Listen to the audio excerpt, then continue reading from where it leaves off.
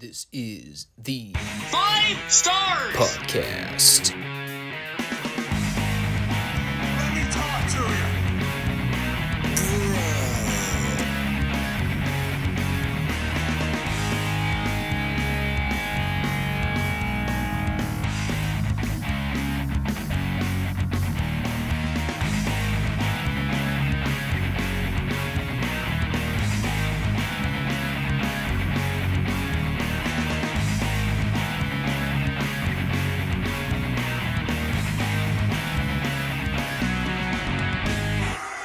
What do you guys want to talk about?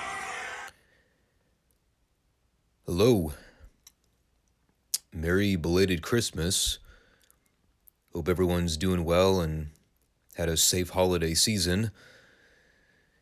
And if you happen to be stopping by to check out today's FSWR episode, you'll notice that this one's a little different from the norm. As promised, I wanted to put together a big closing podcast special to round out the year. And as you can tell by today's podcast title, we're going to be doing a little 2022 analysis for professional wrestling. We will also be writing down my personal list of top 20 matches of the year. Went through a lot of pre-planning for this episode because I wanted to make sure I covered enough ground. I have my list of topics that I wanted to talk about, and hopefully I get to all of them.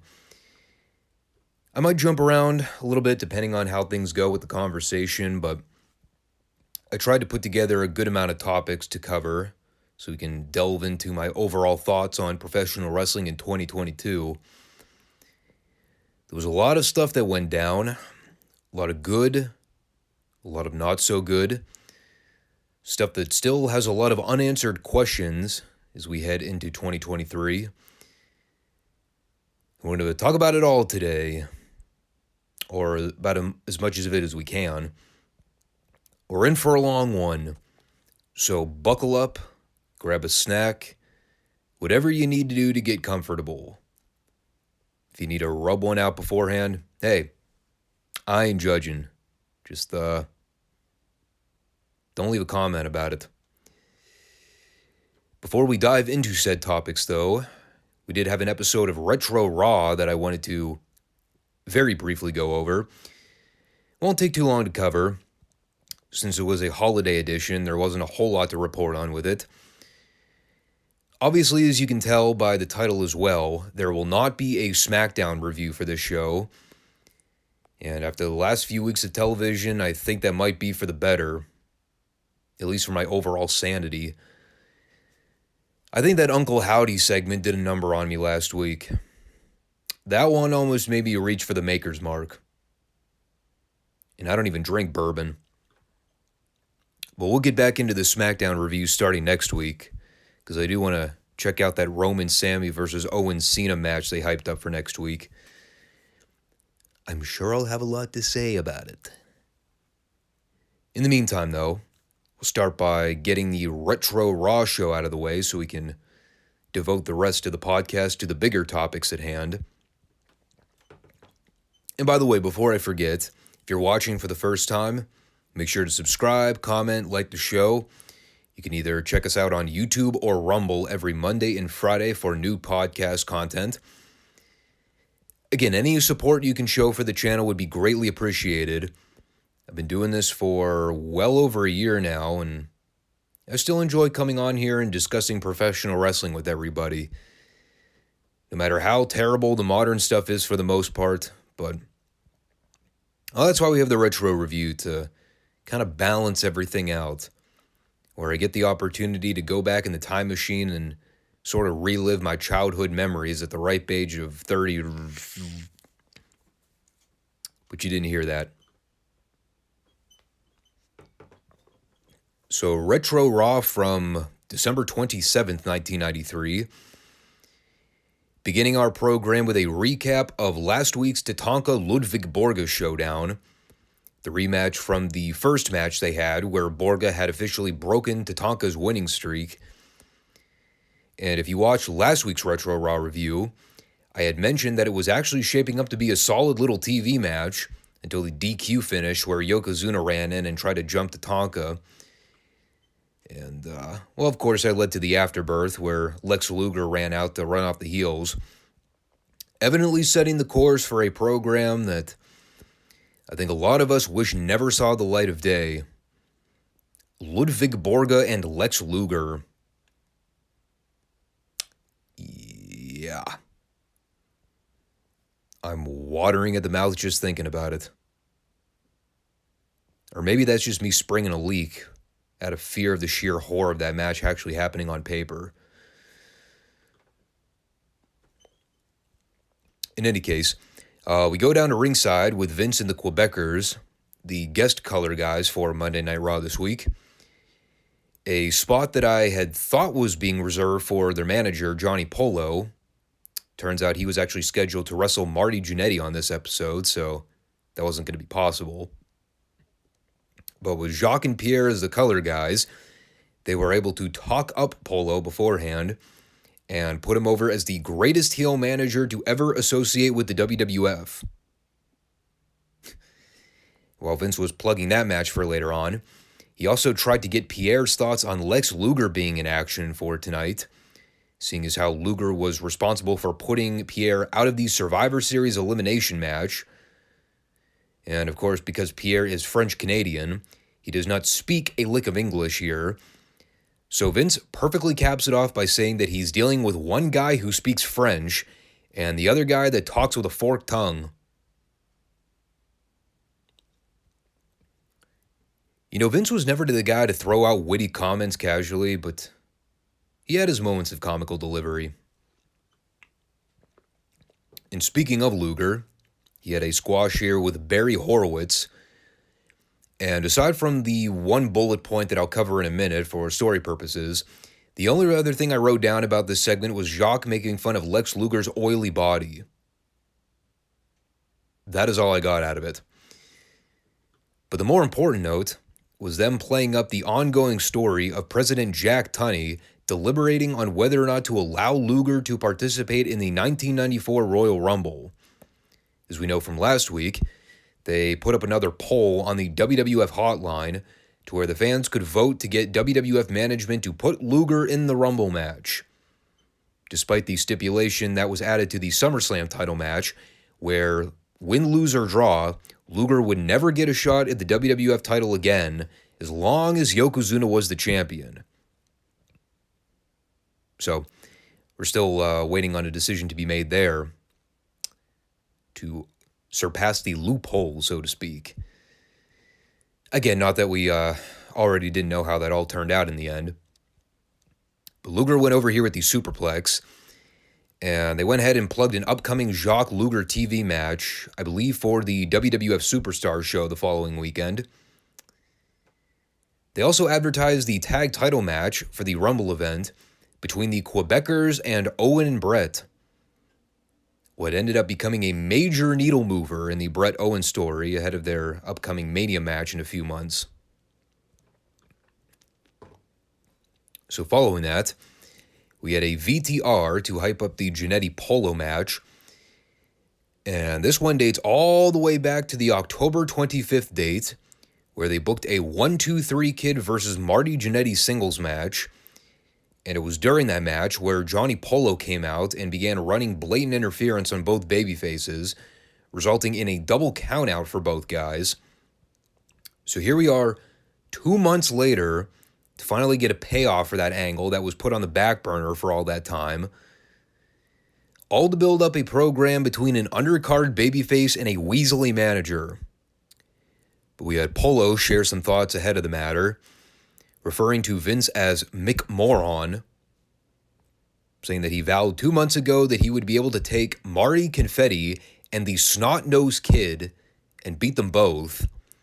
And now tonight it is his chance to prove that point again.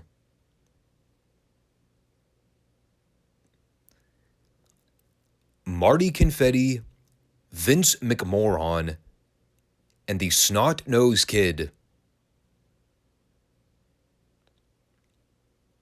Okay, seriously, real talk for a minute. There's no way this is the same guy that pulled off the Raven gimmick. I refuse to believe that to be the case. Johnny Polo, the more I watch of him again, one of the most underrated managers of the 90s. I mean, he was certainly more consequential than Harvey Whippleman ever was. So then we had the match. Giannetti Confetti versus Johnny Polo. And let's not just talk about Polo being an underrated manager. Dude was an all-around underrated worker, period. You know, the great slime ball heel mannerisms, the perfect selling facials. Once again, there's no way this is the same guy that pulled off the Raven character. I don't buy it. To think they spent an entire 2 months building up to this match on television, though, it's crazy. I mean, we wish modern wrestling would spend that much time building up your average main event title program. It's great, too, because I think I remember where this all winds up going in the next couple of episodes.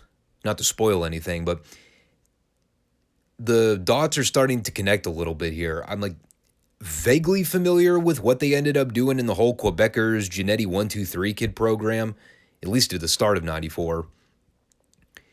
But let's talk about this match for a minute. One of my favorite spots they do here, totally random, but it got a pop out of me. Polo does a dive onto Giannetti out on the floor, and right when they zoom the camera in on Johnny, he goes, "Polo fever, catch it."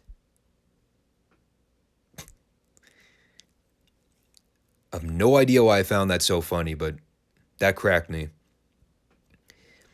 Between that and Vince getting pissed off whenever the Quebecers were conversing together in French, actually that kind of went on throughout the entire program. And I'll say this, the match totally worked for everything it was designed to do. You had the early babyface flurry with Giannetti working over Polo. Polo was able to cheat and gain the upper hand. And right when the babyface comeback started, Pierre gets up from the commentary desk to try and run interference behind the ref's back. Wound up with Giannetti trying to fend them off 2-on-1, which he successfully did for a short while. And then right at the very end, they do the old spot where Giannetti tries the sunset roll-up near the ropes. And Pierre grabs a hold of Johnny Polo's wrists, and he manages to give him extra leverage so he can steal the pinfall. Great stuff there. And the afterbirth angle was so funny because the ref goes over to the desk and he basically canned Pierre from commentary duty. Told him to hit the showers and get the fuck out of Dodge, which I don't recall ever being a thing referees were allowed to do, just kicking guys off of commentary duty and the wrestlers had to obey their command. Apparently that was a thing, though. An unspoken, unwritten rule in the WWF. I guess back when officials actually had authority and weren't always made to look like bumbling idiots all the time. Good stuff. So that was kind of where the show pretty much peaked. There was about another 20 or so minutes of WWF filler, which was mostly just a bunch of bad comedy segments all thrust in at the end. Doink had a short bad comedy match, while the Dink midget was acting all obnoxious and goofy the whole time. At least that only went about a minute. Followed by Todd Pettingill running down some more of the names for the 1994 Royal Rumble match. At this point, the list consisted of the following names: Bret Hart, Crush, Kamala, Owen Hart, Doink, Mabel from Mom, Scott Steiner from Mr. and Mrs. Steiner. That was Todd trying to be cute. Shawn Michaels, Diesel, Adam Bomb, Bam Bam Bigelow, Randy Savage, 1-2-3 Kid, Fatu and Samu of the Head Shrinkers. I believe his direct quote was, followed by 2 Jenny Craig clients that didn't make the weight cut. Yeah, I have no idea.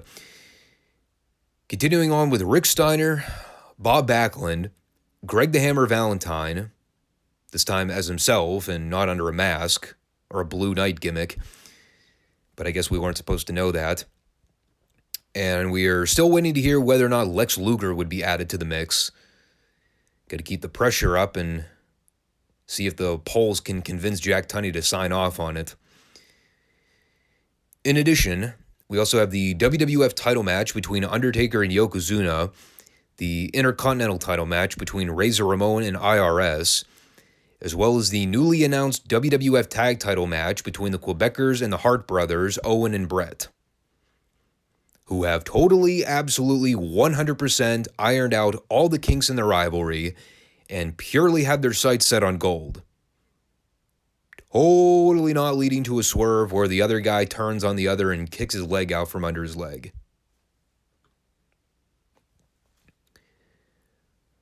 So then Crush had a squash match, which I literally wrote nothing down about. Beat the guy with a glorified claw hold. Went way too long, boring as all get out. What wasn't boring, however, was them taking us to the Undertaker's workshop for a casket update, wherein Paul Bearer assured us that Mr. Fuji has been very naughty, Jimmy Cornette not so nice, and that after the Royal Rumble, Yokozuna will be gift-wrapped.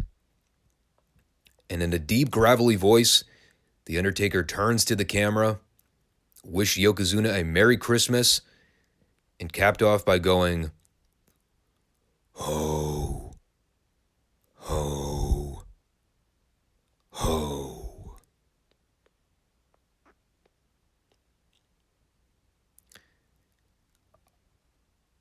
I repeat, no other two sets of human beings could have ever made that gimmick work. Whenever you look back at the lunacy of that gimmick, always remember Percy Pringle, Mark Calloway, perfectly cast for those roles. Then they rounded out that whole segment by showing highlights of the Women's World Championship tournament between Alundra Blaze and Heidi Lee Morgan, a tournament that on its surface probably mattered a great deal at the time and was supposed to be a big monumental groundbreaking moment for the World Wrestling Federation.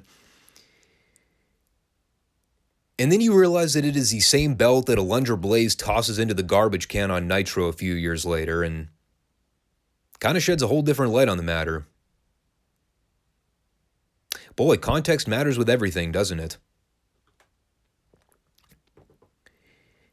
And as if this show couldn't get any stranger, we had a 10-second promo pre-tape for WWF's next upcoming debut. Kwong. Who now? Oh, I remember now. Yeah, y'all remember Kwong, right? That time they put Savio Vega under a mask and gave him a stereotypical Asian martial arts gimmick? Because that's what WWF really needed in 1994 was a fake kung fu fighter. You'll be shocked to hear that gimmick died a horrible death. But at least we have Spark Plug Bob Holly to look forward to. God damn, these next couple years of Retro Raw are going to be miserably rough to get through. We are only scratching the surface of just how bad things would eventually get. Just you wait until they put the title on Kevin Nash. Good fucking Lord. And at the same time, just when you think things could possibly get better on the other channel, guess what WCW was getting ready to set up around that period too? The Dungeon of Doom. Yeah. This was cartoon wrestling in full effect. Anyway, they rounded everything out on the show with a Razor Ramon squash. He had way too competitive a match with a fishy, white, pale geek named Domino, beating with the Razor's Edge. Absolutely nothing else to say about it. And, well, that kind of concluded everything there was to know about the show. Again, you have to factor in it was a holiday episode, so the effort was a lot tamer than normal. The Johnny Polo stuff was a lot of fun. The visual of Undertaker and Paul Bearer making Christmas jokes to promote a casket match is ridiculous on its face, but somehow they pulled it off. Beyond that, though, it was pretty much a nothing happening show. But all that said, they're doing a relatively fine job building up the 94 Rumble. Doing everything to get you amped up for the possibility of Lex Luger getting a featured spot in the match. And I think they established the full card on this episode. And we're still several weeks out from the actual event, but got the WWF title match, the IC title match, the tag title match, and the actual Rumble match. I think that was the full card right there. Yeah, back when the WWF belts actually had prestige and weren't throwaway matches like they've become in the last 20 to 25 years. Especially all the mid-card titles. All right, so we're going to transition over into what everybody's dying to talk about. Wrestling in 2022. I went out of my way to try and construct a list of topics to touch on. What I believe to be more of the essential talking points of 2022. We can certainly have conversations about the lesser important things, but I'm trying to mainly boil it down to the more notable events, things that had the wrestling world stirring for a period of time, things that either had a major impact or broke grounds in some capacity. Some of these things are just my personal takes on wrestling as well. But, it's why you're not going to hear me talk about things like Mandy Rose getting released because apparently the porn industry was more important to her than professional wrestling, or people picking fights with one another on social media platforms over petty bullshit. Because at the end of the day, none of that really matters. I'm trying to get to the meat of the matter and sort of review some of the things that we may have covered at one point this year, but didn't spend a whole lot of time talking about them, touching on things that have maybe been followed up on since, other things not so much. And, there's a decent amount that I wrote down here, but I don't know if I'm going to get to all these talking points. I went over it the other day, and when I kind of reanalyzed the bullet points, it's like, some of this stuff really isn't that crucial to talk about. One of the earlier things that I put on this list, something that may have not seemed all that monumental at the time, but when you factor in all the drama that's gone on with AEW's locker room this year, I think a lot of that stems from that relatively quiet departure of Cody Rhodes earlier this year. This was one of the first big stories that broke early on, and I think a lot of people were mainly analyzing it on a surface level discussion.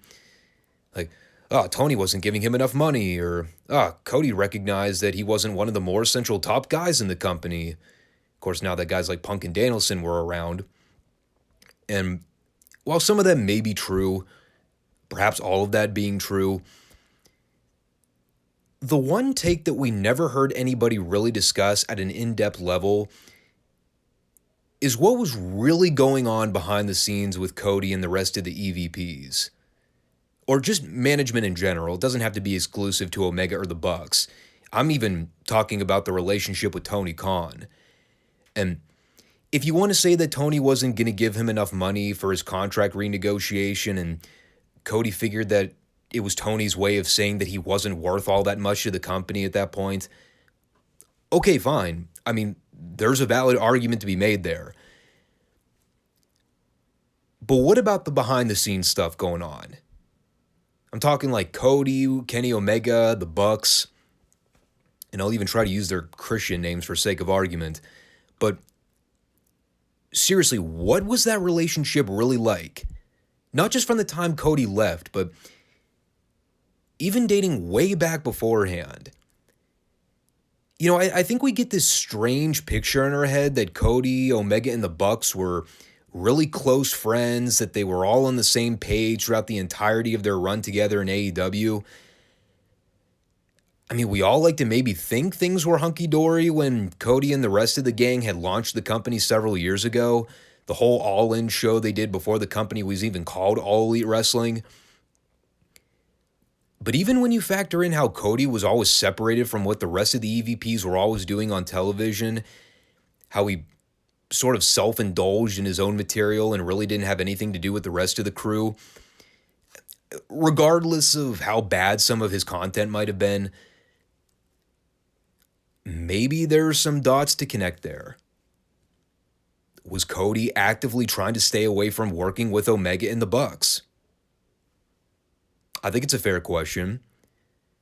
Were their wrestling philosophies very different to the point where by the time his contract came due, was Cody really looking for an outing?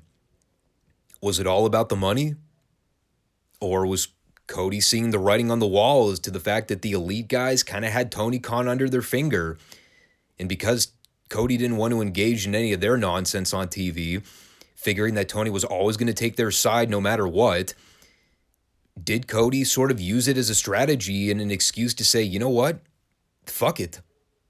This was not my vision of AEW from the start, and since it's obvious that Tony will never see it from my point of view, let that shit burn. Now we've seen a lot of things boil over since Cody's departure in January. The constant backstage altercations, people picking and choosing sides, pandemonium and chaos running amok behind the scenes. It's been going on for months now. And while we're on the subject of it, may as well cover it because it is a major problem that's been a running theme for AEW this year. The fighting, the locker room dissension, the weird, inexplicable high school drama of people picking and choosing certain friend groups to hang around with, guys wanting out of contracts, guys refusing to work with others on television, guys getting buried or harmed creatively because they agree with the wrong party. And a lot of that really dates back to the Brawl Out Media Scrum, which is still one of the weirdest yet most apropos titles I've seen the internet name something in quite some time. I mean, we've covered the CM Punk Elite story pretty thoroughly, so I don't think we need to do another deep scrub of everything in detail. I more so just want to focus on a lot of the aftermath effect and how the CM Punk departure has oddly benefited certain parties over the others. It's very obvious with which guys on the roster fall in the CM Punk friend group. We had almost an entire year of Punk going out of his way to work exclusively with the guys on the roster that he wanted to. Guys that he actually saw the most value in doing business with.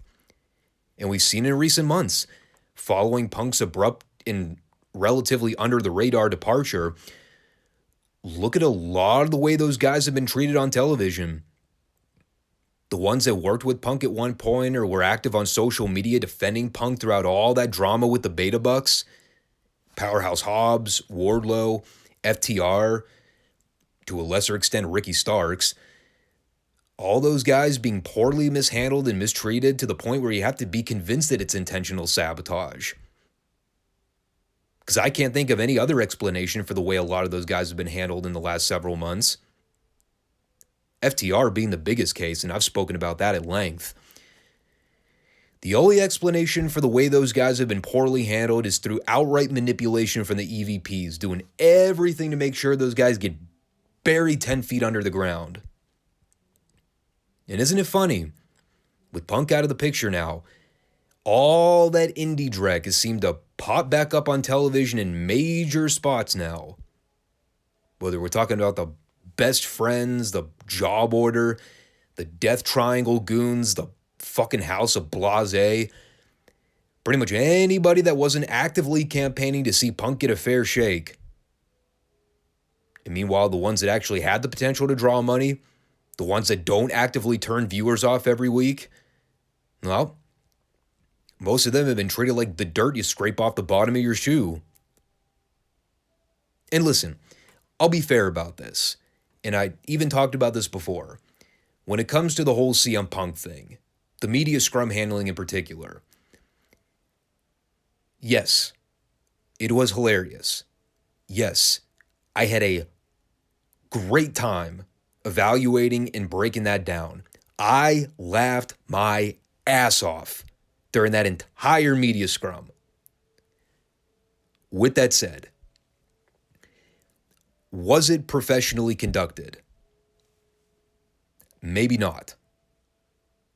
There's a right place and a right time to do something like that, and unless we knew that it was a work from the beginning and that it was actually going to lead to something down the road, yeah, I probably would not have aired a lot of that in public like that. And especially for a guy like Punk, he's not a stupid guy. He knew that was going to get out of control. He knew it was only going to get ugly from there. And Lord knows it did. However, it opened a lot of people's eyes to the reality of what's really happening behind the scenes in that company. Things that a lot of smart people probably already knew about, but we just needed to hear it from somebody from within. Someone that wasn't going to be afraid to spill the beans and just tell it like it is. And we all know how transparent Punk is. And now that we've kind of seen what's transpired since, I mean, you'll have the biased media outlets telling you that things are back to normal and that things are a lot better without Punk around. But truly, is that the reality? Or are things just as bad, if not worse, than before the Punk departure? Because we have the data. We see the ratings from week to week. We see that Dynamite is actively turning viewers off from segment to segment in most cases. They are not keeping people tuned in for the entire show. We know who the draws are, we know what people are tuning in to see, and we know which ones are running people off in spades. And what are the EVPs doing about it? They're partaking in their little playgroup of indie friends, isolating themselves from the real stars in the program, and they're the ones that are actively turning people away. Look at those Death Triangle Elite Best of 7 matches if you don't believe me. Look at the segment-by-segment breakdowns. They're turning people off. People are switching channels whenever those 6 idiots are out there doing their fucking nonsensical dance routines every week. It sucks. And the people know it. You're telling me that things are better shaping up for Dynamite without Punk in the picture? When Punk was bringing in most of the attention to this company, the most attention it's ever gotten in its entire 3-year history? Now, of course, the fucking Bucks and Omega were going to sneeze and fart at that, because they knew they weren't drawing shit. Punk was the draw. Punk was the megastar. And look, even if you hate the guy and you can't stand him, facts are facts, bro. I'm sure Punk and I disagree on a lot of things outside the wrestling world. I'm sure we probably wouldn't be friends or even close acquaintances in most cases. We probably would not be able to have rational political conversations. But am I going to sit here and deny that Punk was arguably AEW's greatest asset they've ever had? Certainly not. And we're going to see the afterbirth of all that in the next year or so. How long do they keep riding the anti-Punk train before it comes back to bite him in the ass? Sure, the company might survive for a while longer, but with AEW coming up on its 4-year anniversary within the next year, surviving ain't really cutting the mustard at this stage. I'm sorry. They should be growing. They should be elevating. They should be improving. They should be doing even better business than they were a year and a half ago. And the jury's still out on where we go in 2023. I mean, they've stagnated in viewership. And, I mean, they're going to keep their core audience till the end of day, but how long is that really sustainable? Just asking. And boy, can we only hope that things actually finally get off the ground with whatever in the hell Tony plans on doing with this Ring of Honor thing. I'm still trying to wrap my brain around that whole convoluted story. Probably one of the biggest letdowns to me of the entire year when it came to something that I was actually putting faith in improving the quality of the AEW product. This ROH thing. And seriously, where do you even begin with the whole botched Ring of Honor relaunch? Do we begin with Tony Khan's incredibly awkward announcement on Dynamite where he tried to get out that he purchased the rights to Ring of Honor without shitting his pants? Or how about the months-long delay of finding out what in the hell any of that actually meant? Factoring in that he bought the company assets, you would have thought that would have led to a follow-up announcement within the next month or two, maybe with them gaining a new television deal, restarting the promotion with an active roster, doing a tape or a road schedule that was separate from the AEW schedule, maybe using it as a developmental system to send a lot of the green guys so they can work with some of the veterans on the roster and hone their craft. Basically, doing something to make that announcement worthwhile. And we waited. We waited. We waited. We waited some more. During that time, they advertised and ran ROH-sponsored pay-per-views, which were basically just watered-down AEW pay-per-views with a Ring of Honor banner slapped on it. Only to arrive in December of 2022, after 12 months of prolonging and prevaricating any update, now we finally get the news that starting in 2023, Ring of Honor will relaunch a weekly televised program on the Honor Club streaming service.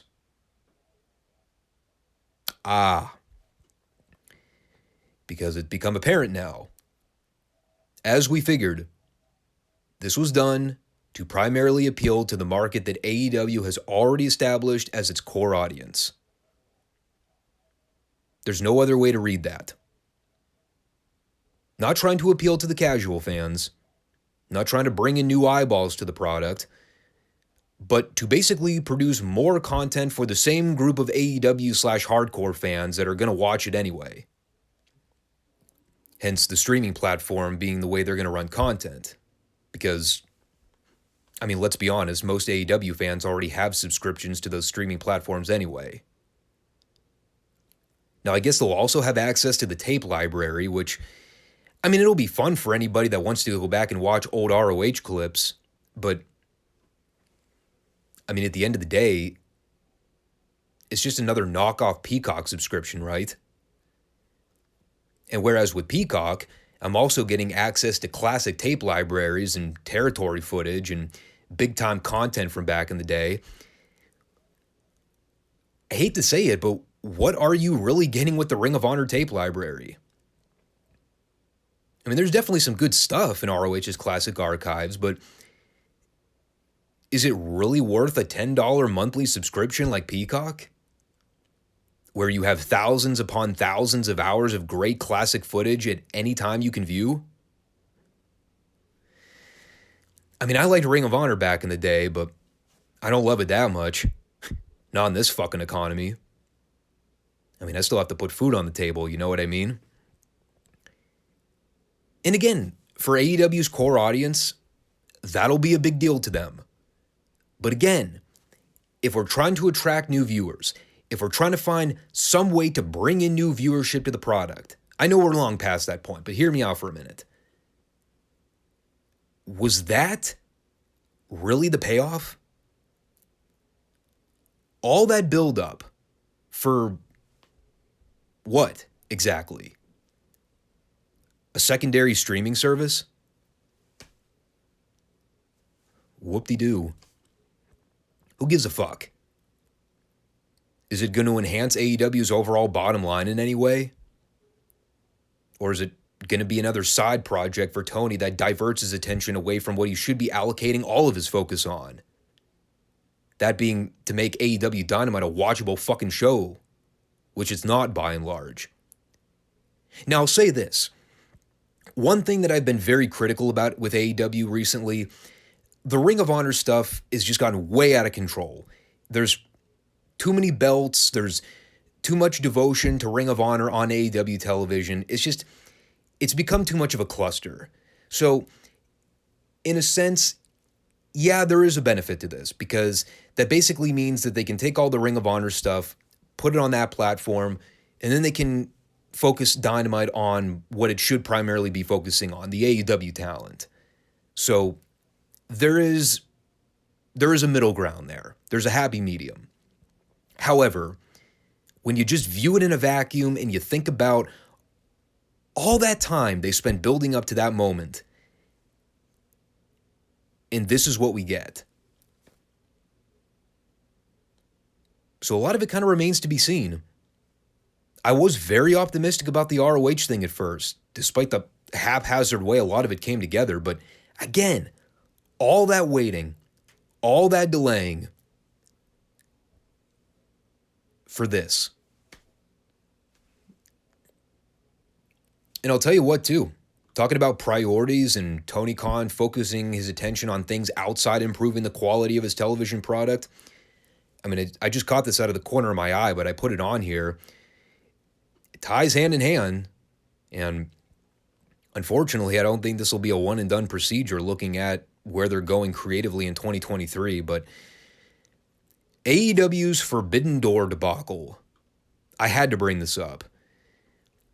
Really, in a lot of ways, what I claimed as the moment where I thought that AEW really started to lose the plot with the direction they were taking everything. For the entirety of the spring of this past year, up basically through the Revolution pay-per-view they did in March, things were really looking up for AEW creatively. They were pushing a lot of angles and stories forward in the main event picture. Wardlow was gaining all that traction. Punk and MJF had wrapped up their classic feud. Punk had just won the AEW World title. FTR was starting to get over big. It really started to seem like AEW was finally finding its footing. The Bryan Danielson booking started to fall flat by that point, but I mean, he was still at least relatively hot. And then we got the early half of the summer, wherein from about late May to late June, AEW Dynamite became the Russo-centric version of late 90s Nitro. For about 4 straight weeks of television, they shoehorned in about half of New Japan's roster into a bunch of meaningless throwaway segments with the top AEW guys. Random dudes just showing up from out of nowhere. Not a lick of the booking made sense. Nobody knew what the fuck was going on, who half these guys were, or why they were there, why they were even feuding with the guys they were feuding to begin with. All these unanswered questions that only a minute portion of AEW's audience knew about. And even so, the hardcore marks didn't really know what the hell was going on through all that period. And then there was the pay-per-view itself, which, I mean, say what you want about it, it's my opinion. I thought it was borderline atrocious. I think the only thing that I liked on that show was Claudio Castagnoli's debut. And we've seen how badly they butchered that since. But that was really kind of the tailspin into what we would see out of AEW's booking for the remainder of the year. Because a lot of that formula had followed after the fact. You know, we've seen guys randomly show up and disappear for no reason, inconsistent week-to-week booking of the talent, storylines that are hastily and randomly thrown together with no purpose, angles that either go nowhere or get dropped abruptly. You know, and this has been a recurring theme with AEW for a long time, but I don't think it's ever been as present as it's been in 2022, especially when it comes to the whole talent situation. I don't have a number in front of me, but if I gave you an approximate number that AEW may have had somewhere in the ballpark of 50 to 60 talent debuts in just this year, is that number too far off? Am I still being too conservative with that? I mean, it's got to be in the high double digits, right? And in a lot of those cases, how has it benefited the talents? How many people are better off for having shown up in AEW several months after they made their first on-screen appearance? Less than 10%? Most of them wind up on regulars on YouTube Dark anyway, so what's that really saying? I'm just mind-boggled with the way so much of this booking has been handled this year. And again, a lot of it is Tony Khan's fault. But I solely put the blame on a lot of the build for that Forbidden Door philosophy. Just doing a bunch of incoherent crash TV shit for several weeks straight, where about 80 to 85% of the dudes completely vanished after it was all over. Never heard from them again. Never had any follow-up on their appearances whatsoever. And they just swept it under the rug. Like it was nothing. Like all those weeks of television to build to that one pay-per-view. What then? Oh, that's right. Well, they try to go back to the stuff they were doing before the Forbidden Door show, and oh yeah, imagine that. A lot of the stuff that they had put on the back burner kind of got cold. Wardlow's push being the most criminal of them. God almighty that they dropped the ball with that guy. But as baffling as a lot of that was, and as much as we can sit here and rattle off a bunch of things wrong with AEW in just this year, there was one thing they didn't manage to fuck up. One thing they got right. And I'm obviously talking about Sir Maxwell Jacob Friedman. Of all the bad booking calls and horrible decisions we've seen with AEW this year, the one thing that somehow Tony did not manage to fuck up was MJF. And admittedly so, while the path to him becoming AEW World Champion wouldn't have been my first choice, now that he has the title and we're seeing the potential of what will come out of him carrying the ball for this company for another year or so, it's the one sign of hope that I still have for this company succeeding. I can even look past the whole work shoot thing and the completely arbitrary association with a firm that went absolutely nowhere, because the end goal was to always get the belt on MJF. And even if it didn't come at the expense of him beating CM Punk to do it, at this point, who even cares? MJF had a banner year for his career this year. Not just him winning the AEW World title, but I'm talking about the stuff with CM Punk, the stuff with Wardlow, that fantastic angle to close out the All Out pay-per-view where he made his comeback and did the stare down with Punk. That insane reaction he got at the time, you'll never forget that. This was MJF's year, no question. He was the MVP of professional wrestling in 2022. And again, despite all my issues with this product this year, despite all the problems I've had creatively from a booking standpoint, the talent handling, the ongoing politics and backstage drama,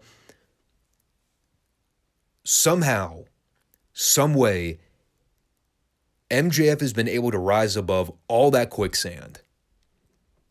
He's been on fire this year, and he's the one guy that I've always been able to lose myself in when I watch Dynamite every week. The one guy I can watch every week and know that his stuff is going to be serious. He's not going to expose the product or be silly or try and play anything off for laughs. And for the kind of wrestling I like, MJF has been able to fill that void in AEW. The one guy that I know actually still has a shred of respect left for the business. Which is why I'm still giving this product a chance next year.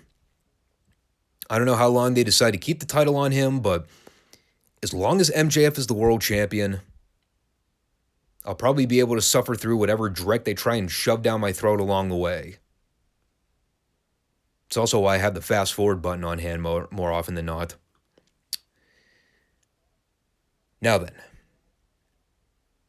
I do need to get to my top 20 matches, and I really don't want this podcast to run for 3 hours, so I'm going to try and keep this as concise as I can, but there was one final thing that I wanted to cover. And again, I think I may have touched on this in detail when the news first broke, so I don't want to go over the whole timeline of everything from start to finish. I mean, we'll be here for another hour and a half if I try to do that. But I did want to include a WWE topic because, to be fair, I only really started getting back into the product over the late summer. So the WWE news that I've acquired this year is pretty sporadic, unless I knew it was a major talking point. And boy, when you talk about major talking points, there really isn't anything bigger or grander than what happened in July of this year. Obviously, I'm talking about the surfacing of Vince stepping down as active CEO for WWE and announcing his retirement, in air quotes. It was something we've all been covertly clamoring for years now, especially if you've been watching the on-screen product for the last decade. I just don't think a lot of us expected it would come at the expense of him essentially being forced out due to the ongoing allegations of long-standing sexual misconduct and hush money settlements that he'd been making with former employees. And again, without getting too in the weeds with everything, I'll try and keep this discussion on a tight leash because there are still a lot of details we don't know at the moment.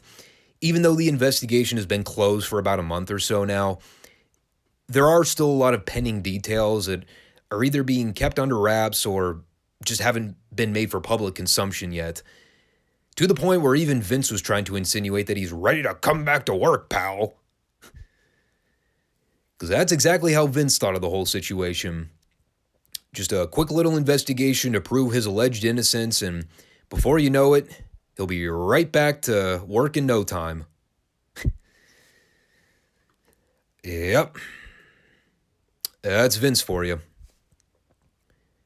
Now, of course, we all know it's not that simple, and I don't think we should be clenching our ass cheeks at the thought of Vince coming back anytime soon.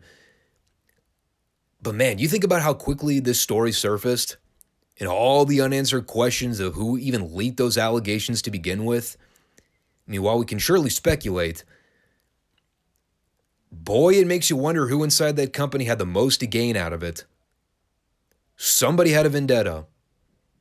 Because whoever leaked that information had an agenda like you wouldn't imagine. Was it Hunter? Was it Stephanie?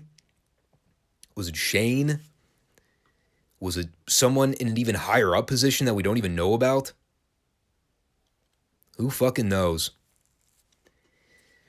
The timing of it is impeccable, though.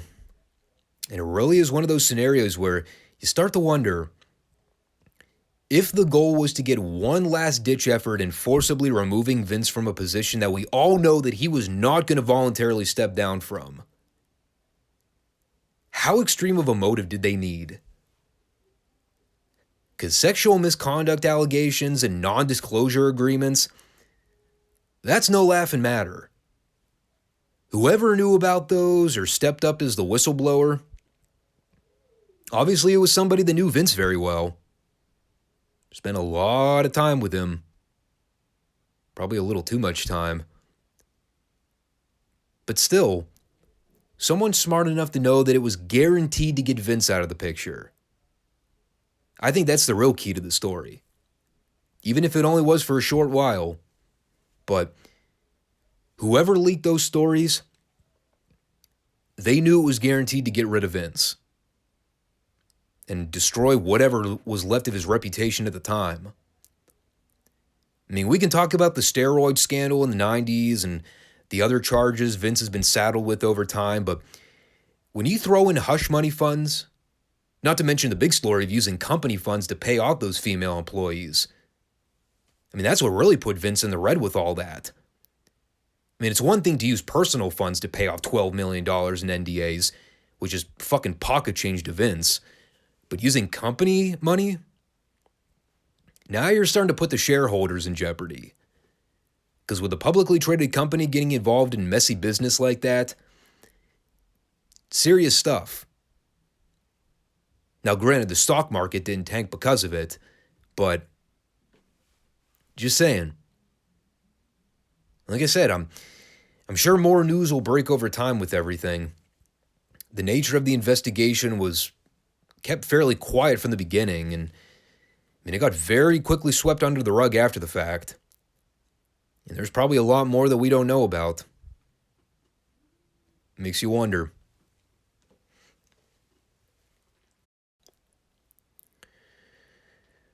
So one thing I'd promised I would do is take this time to run down my top 20 matches of 2022. This has been in the woodwork for the entire year now. And I should probably note that the list I've created are my personal favorite matches of 2022. I don't do star ratings. I'm not going to use any website voting or anything of that to persuade my decisions. I don't do any of that crap. This is my subjective list of matches that I crafted for myself. I'm judging all these matches purely by my enjoyment. You know, they're all matches that I would gladly go back and watch again at any point. And, that's kind of why I made a joke about it on the Friday podcast, how there are going to be a handful of matches on this list that a lot of people may have not seen, or matches that you probably would never have considered to make a top 20 list. And that's fine. You know, I have particular expectations of what I perceive as good professional wrestling. Anybody that's watched my channel by now you kind of know what my expectations are. That's why you're not going to see any of the Elite Death Triangle trampoline stunt showcases anywhere on the list. Spoiler alert. Although you may be surprised about a couple of the selections I put on here. And again, this list dates back all the way to when I created the original Word document back in February of potential matches of 2022. I deliberately called it potential because I had no idea what to expect throughout this year. You know, by the time I made the initial Word document, there were already like 2 or 3 matches that I auto-saved on the list, figuring they would probably end up making it by the end of the year. And for the most part, that was true. I tried organizing this from a least to best format, you know, just so it's not a jumbled mess of random great matches. I wanted to try and place tiers with how I went about constructing it. And we're going to kick this bad boy off with something that is probably going to leave your jaws agape. When you factor in how much I criticize and skewer the product today for how much of the bad content we get from it, you never would have probably guessed that I would have one on the list. But when I think back to some of my favorite NWA moments of this year, for how little there were to begin with, I primarily trace it back to 2 talents, Nick Aldis and Camille. And one of my favorite matches that I remember seeing with the NWA product this year, not just my favorite women's match of the entire year, but one of my favorite NWA matches, period. It was the Camille Taya Valkyrie match from the NWA 74 event on August 27th. And I'll talk a little bit about Taya in a second, but I want to take this opportunity to put over Camille's work and how much I really enjoyed her material throughout the last year or so. When she first started with the NWA back in 2019, I think it was, and she was the mute insurance policy for Nick Aldis, I took one look at her and said, that woman's got something. Like, she had the Rhea Ripley kind of look that instantly got over with me. And then I saw her wrestle for the first time, and I was like, okay, yeah, there's some work that needs to be done there. When she first started, she was very green.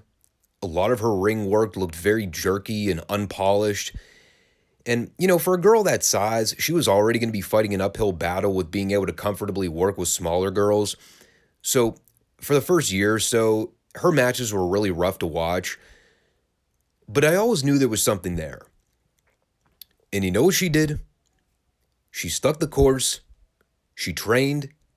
She made vast improvements in the ring in just a short window. She worked on her promo material. She got more comfortable in a talking role. And she worked her way up the card to where she is now. And I still believe this is the case. She's currently the longest reigning NWA Women's World Champion in company history. And she earned that moniker. For all her hard work and dedication to honing her craft, she absolutely earned every bit of it.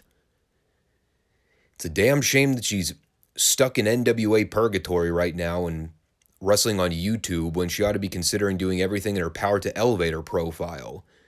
Possibly going to AEW.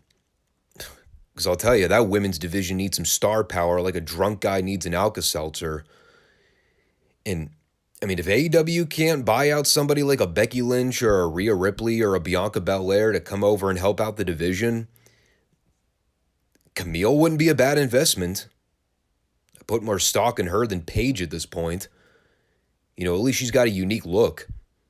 I'd bring her in, plow her through the entire division, and create your own monster female powerhouse.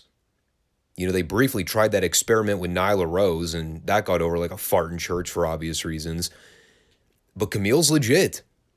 You know, she's somebody that I don't think it's brought up enough in conversation about talking about the top female talent in today's wrestling market. I know it might feel like a lost cause at this point because most people don't really care about women's wrestling. It's just kind of the reality of the situation. But coming from someone like me, someone who's been very openly critical about a lot of women's wrestling these days because a lot of it fucking sucks, Camille is somebody that can add a lot of value. And, you know, I'll even throw someone like Taya into that conversation as well. I talked about this a lot with the NWA reviews we did earlier this year, but I had very minimal exposure to Taya's work prior to seeing her in the NWA. She was in NXT for a hot minute, and while I remember seeing her down there, I don't think I could recall a single thing she was ever involved with. I don't think she ever made it to the main roster before she got cut. I know she was in Impact at one point, which is where I think she got the notoriety from to begin with. But, of course, it's Impact, so who really cares, right? It's the land of misfit toys, and it's been that way for almost an entire decade now. So I really only got to see Taya for the first time in the NWA without any handcuffs, and people had been raving about her for a long time, and I was just kind of waiting to see whether or not she was being blown out of proportion. And I watched her in that match with Camille at that NWA pay-per-view. I thought she was outstanding. She's a thicker girl, which really isn't my flavor personally, but man, her shit looked good. There's that old catchphrase in the business. The biggest compliment a woman can get in wrestling is that she hits like a guy. And Camille and Taya fall into that category. I went back and watched highlights of that match again, and both girls' stuff looked great. Their basics were there. Their punches and strikes were on point. It looked like two grown women having a legit fight without any hair pulling or catfight screaming. I bought it as two legit athletes, and it made me invest into the story they were telling.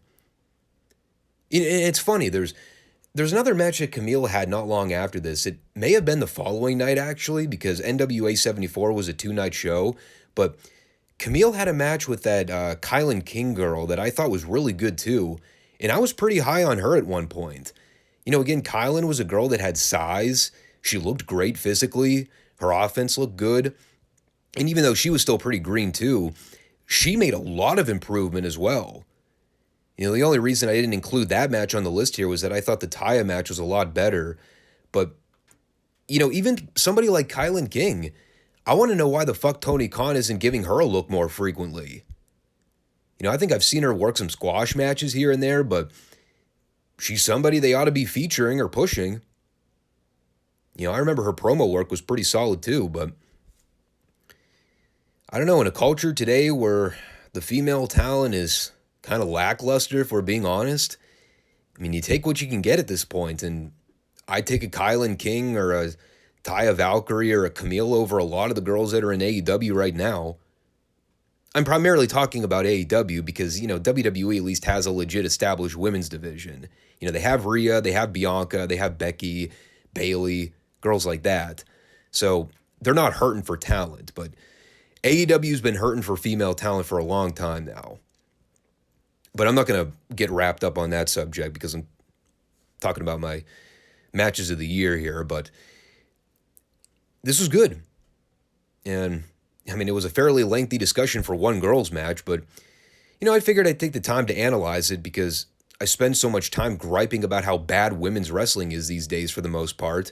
Whenever there's one that actually deserves attention, I want to at least give it the time of day.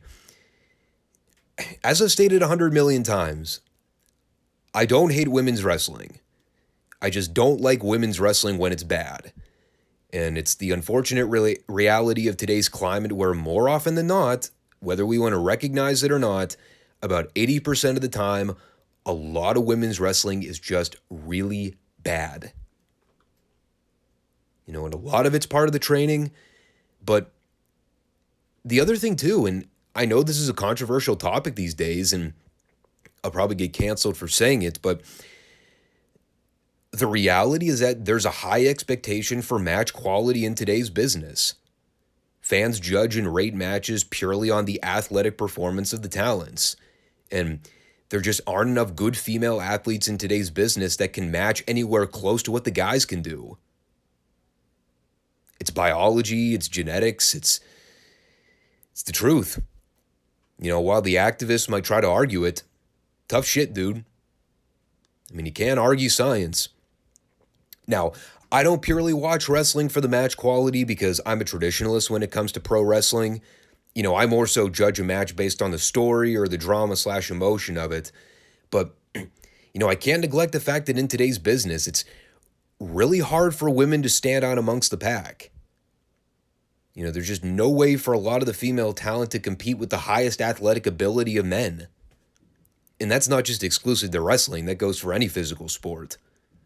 And people might hate hearing it, but reality is a bitter pill to swallow sometimes. So staying on the NWA bandwagon for a little bit longer, another match that I think people are probably going to cock their head sideways at. This was a match that aired back in February at one of the Power tapings. I believe the date was February 22nd, and unfortunately, I've had a real hard time going back and trying to find the actual episode on YouTube anywhere. But I remember seeing this match at the time and thinking, nobody is going to be talking about this at the end of the year, and that's a shame, because this was really outstanding.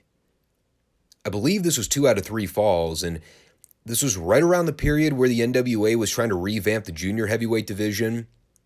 And, Rhett Titus is a guy that I had seen in Ring of Honor for years.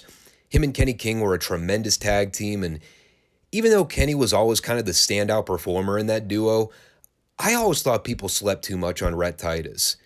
He's a smaller guy, but he was always in fantastic shape. He took his work seriously. Not the most charismatic guy in the world, which is why I figured he was going to have a hard time gaining recognition from WWE, but someone that I always thought deserved more attention in a singles role. And he was a perfect fit for the NWA. At least before Billy Corgan went completely off the rails and totally lost sight of what the National Wrestling Alliance actually stood for. And even someone like Colby Corino, while I've made countless jokes about him looking like a 2010 bootleg Austin Aries, the stuff from Colby and the NWA I thought was great. He was a fantastic slimeball heel, a total natural when it came to conducting himself professionally in the ring, knew how to get the people to hate him, great with the crowd interaction. Someone that, again, even though the size was always going to be an issue for him traditionally, I wouldn't have counted him out from getting attention from WWE at some point. I mean, Christ, they signed Johnny Gargano to a deal and put the NXT title on him at one point. I'm sure Colby wouldn't have been a bad investment. The only thing that sucks is that I have no reference to go back and watch this match again. For the life of me, I could not find this on YouTube.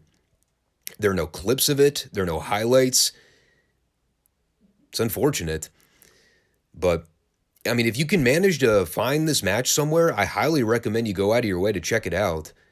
This is the kind of fast-paced, athletic style match that works for me.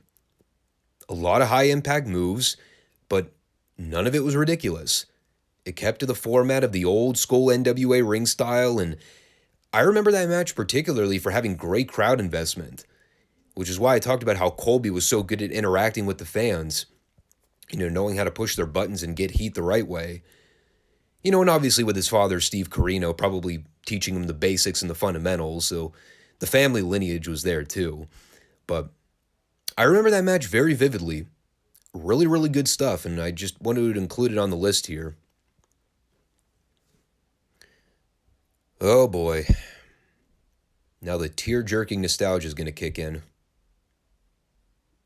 And by the way, you're going to notice a theme with a lot of these AEW matches that made my list. But what more can you say, man? It was CM Punk versus Dustin Rhodes. Two legit pro wrestlers buried in the middle of a cesspool of dreck and outlaw acrobats. I mean, I knew the match was going to be great before they even rang the bell, and thankfully I was smart enough to save that show on my DVR so I could gain easy access to it again. Right from the top of the program, too, so I didn't even need to fast forward or skip through anything.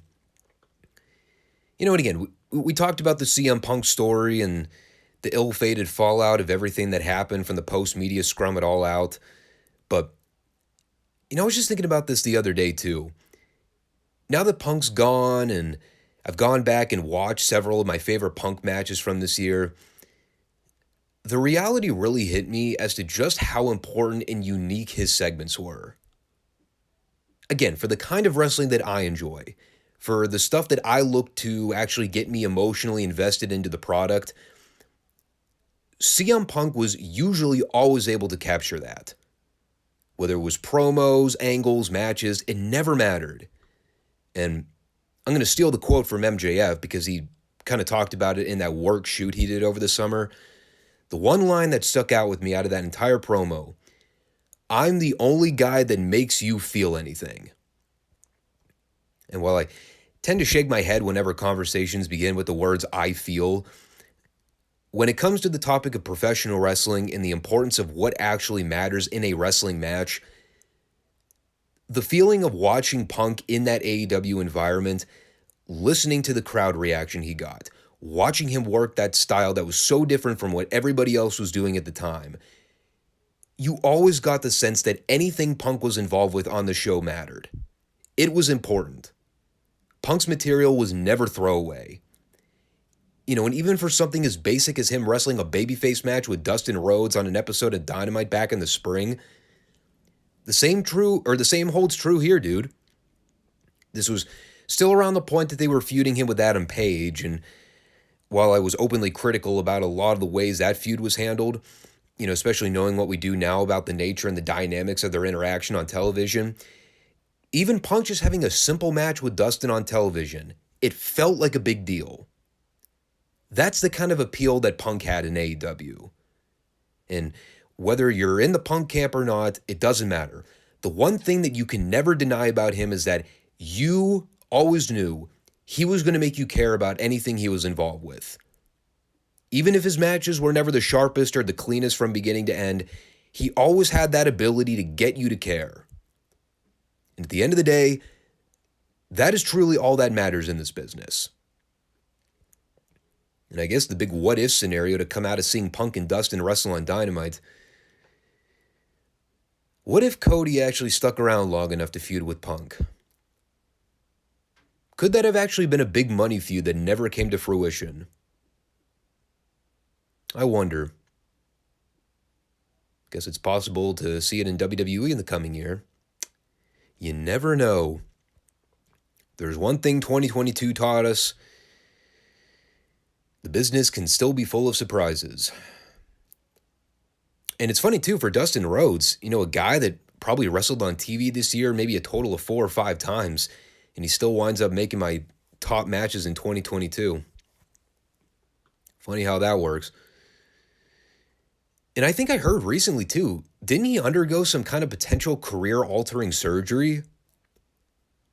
I mean, I know he's been beat up for a while now, but didn't I hear somewhere that he was probably going to be retiring sometime in the next year?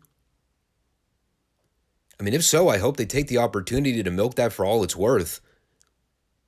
I mean, just grab bagging at ideas here. You put him in a title program with MJF, give him one last big send-off, maybe make it a title versus career situation. I mean, the fucking promos alone would make that AEW's feud of 2023. I'm getting goosebumps just thinking about it. God, you throw in the ties with Cody Rhodes, too? That could be a big ticket seller for pay-per-view if AEW really wanted it to be. But I guess we'll see how smart Tony is, or if he's going to capitalize on something like that. Or if he would just let that one fly by the wayside, too. Moving along here, though. Another match that I don't think gets brought up enough in the conversation of great matches in this year. This one here. Samoa Joe and Kyle O'Reilly from the May 25th edition of Dynamite. Probably one of the real dark horse matches of the year, if I'm being honest. And maybe you can affiliate that problem with how horribly AEW botched both Joe and O'Reilly's pushes when they came in. For Joe, the problem was consistently featuring him on television, only to wind up jobbing him out to Adam Cole in the Owen Hart tournament finals. And only recently have they realized the error of their ways to try and rectify all that previous damage. They gave him the Ring of Honor TV title, which has about as much prestige as the WWF Hardcore title did once upon a time. Then they gave him the TNT Championship, which is a belt that's been passed around more frequently than a $2 hooker, so how much does that belt even really mean at this point? So it's like, how much have they really improved things? I mean, yeah, he's on television more often, so that's good, but is it too little too late with Joe? And then you got the O'Reilly story, which is just a tragedy in and of itself. Once I read the reports that he underwent neck fusion surgery a few months back, I just started planning for the worst case scenario when it comes to that guy's in-ring career. Who even knows if he's going to wrestle ever again? And that's really sad when you think about all the wasted opportunities with him in AEW when he came in. Botched chance after botched chance of doing something constructive with the guy. Of course, he came in and they immediately tried to revamp the Undisputed Era with him, Fish, and Cole. And evidently that went nowhere because all they did was have lousy six-man tag matches with a bunch of undercard schmucks. All the while, that was around the same point where Adam Cole was getting jobbed out to the company mascot. Meanwhile, Fish and O'Reilly were just kind of hanging out in the periphery in bad comedy segments with the Beta Bucks and the Cutler Cam nonsense. Just wasted potential from the beginning. And it really rubbed me the wrong way, too, because when you go back as early as January or February of 2021, and I know it's hard to remember this because it was that long ago, but do you all remember when Kyle O'Reilly was in NXT under the old black and gold banner, and they actually broke up the Undisputed Era, and they were giving O'Reilly a singles push where it kind of looked like they were actually going to put the title on him at one point? While it never actually happened, it was the first time that I think I really bought Kyle O'Reilly as a legit top singles star. The guy was gaining steam. He was getting over with the fans. His matches were great. And while he was never a remarkable promo by any stretch, you always bought that he was serious with what he was doing. With AEW, it really wasn't until halfway into his run where Tony Khan woke up one day and said, that Kyle O'Reilly guy, that dude's a pretty good wrestler. Maybe I ought to push him instead of having him play second fiddle to Adam Cole like he's done for the entirety of his career. Genius. The genius mind of Tony Khan. Coming through in spades. And then, of course, once he actually started featuring O'Reilly more frequently as a singles guy, a couple months later, bam, he's out of action and undergoing neck surgery. It's the karma of AEW's injury epidemic throughout the year, which is a whole other topic that I've covered on the channel before at length. All the injuries AEW's dealt with this year, a lot of which happened in a very short time period too, and a lot of it happening with their top guys, which is what really hurt them.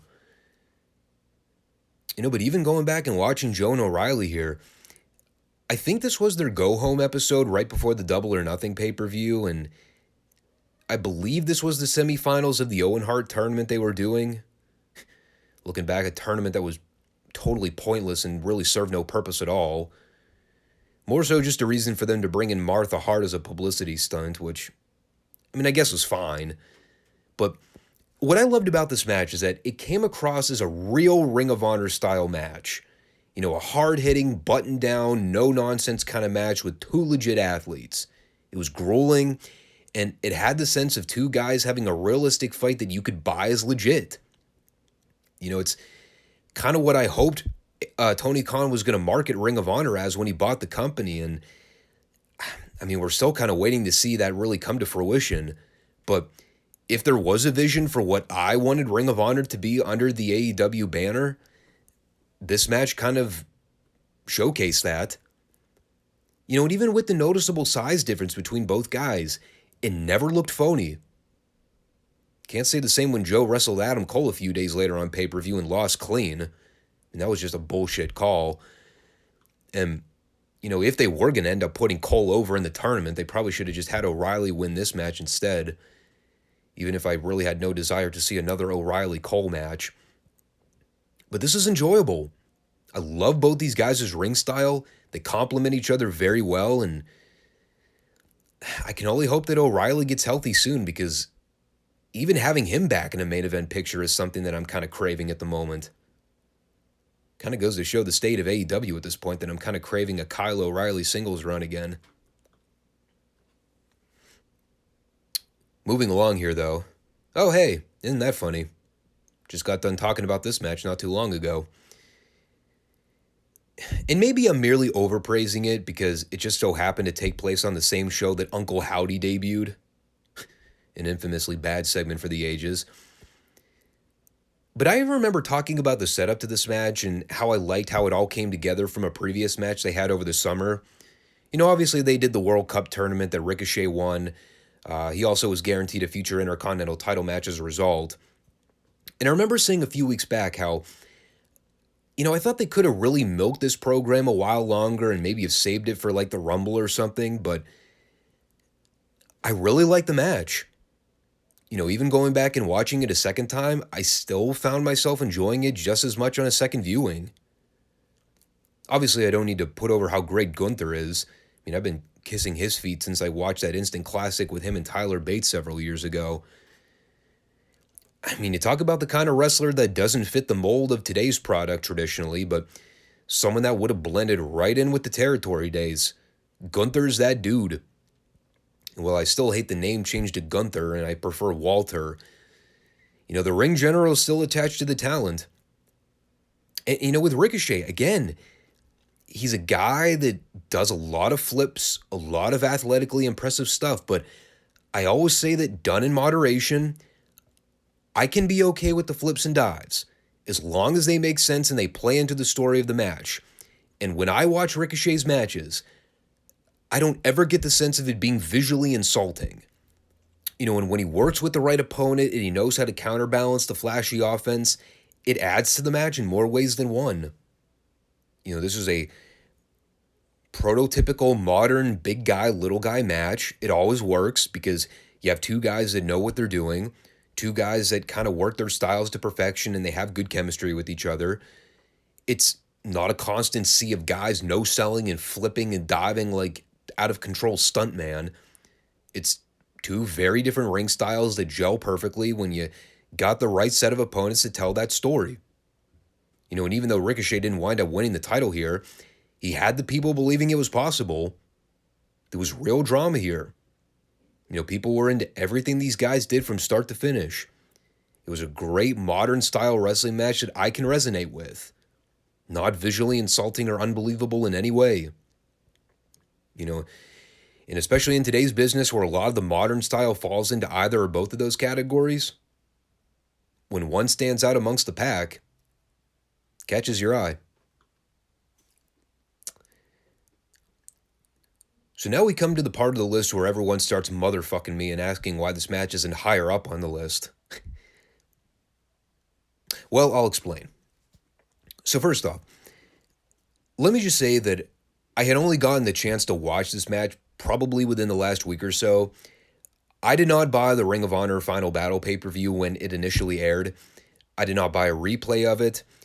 I pretty much actively avoided that show at all costs because of how piss poor the TV build was. And there was only really one match on that card that I would have contemplated even ordering the pay-per-view to see anyway. And even in that department, I had a lot of issues with the way it was set up and some of the stipulations they added to it. And I'm going to get those criticisms out of the way first, which is why out of the three matches that I've seen between FTR and the Briscoes, this one wound up being my least favorite. First of all, the setup to this match was lousy as fuck. After FTR do the job to the Acclaimed on Dynamite for the AEW tag titles, clean as a sheet by the way, they shoot a post-match angle where, of all people, the Ass Boys show up on the Jumbotron to read the Briscoes challenge to FTR for pay-per-view. And then it was announced for discernibly no reason that I can think of, it was going to be a double dog collar match for the Ring of Honor tag titles. Why the dog collar stipulation? I have no idea. Apparently because they did one earlier in the year that was a huge success, so they figured, well, let's have another one for shits and giggles. Now, ideally, the dog collar stipulation would have worked perfectly if the trilogy series had not been the single worst best tag trilogy of all time. Meaning that only AEW could find a way to create a 3-match series between the two best tag teams on the planet today, have 3 consecutive matches that tore the house down on pay-per-view that were never AEW exclusive events, and the feud still ended up being the worst built program of the entire year. All because of the controversy of not being able to feature the Briscoes on AEW television. Because tweets, apparently. Because our culture is filled with a bunch of spineless, pussified incels that spend their entire lives finding ways to bitch and complain on the internet to try and get people canceled. So naturally, the TBS network wasn't going to take too kindly to Mark and Jay Briscoe showing up on AEW programming because of it. Therefore, they had to artificially construct a 12-month program between the two top tag teams in the world, wherein 50% of said teams were never allowed to appear on television to build any of the matches. Because we lived in a fucked up generation. And even through all that, boy howdy did these guys find a way to overcome all those obstacles and tear the house down on 3 straight occasions. Now again, I'll reiterate why this ended up being my least favorite of the matches. Aside from the completely random dog collar stipulation that didn't really make a lick of sense, I've also been actively vocal on this channel for a long time now that when it comes to the whole hardcore bloodbath type stipulations, I've really been desensitized to it in a lot of ways. There have been so many garbage hardcore matches just in this year alone. All the no DQ, anything goes, street fight, plunder matches. You know, not just in AEW, but wrestling as a whole in the last 10 to 15 years. It's been really difficult for me to find ways to invest in these types of matches.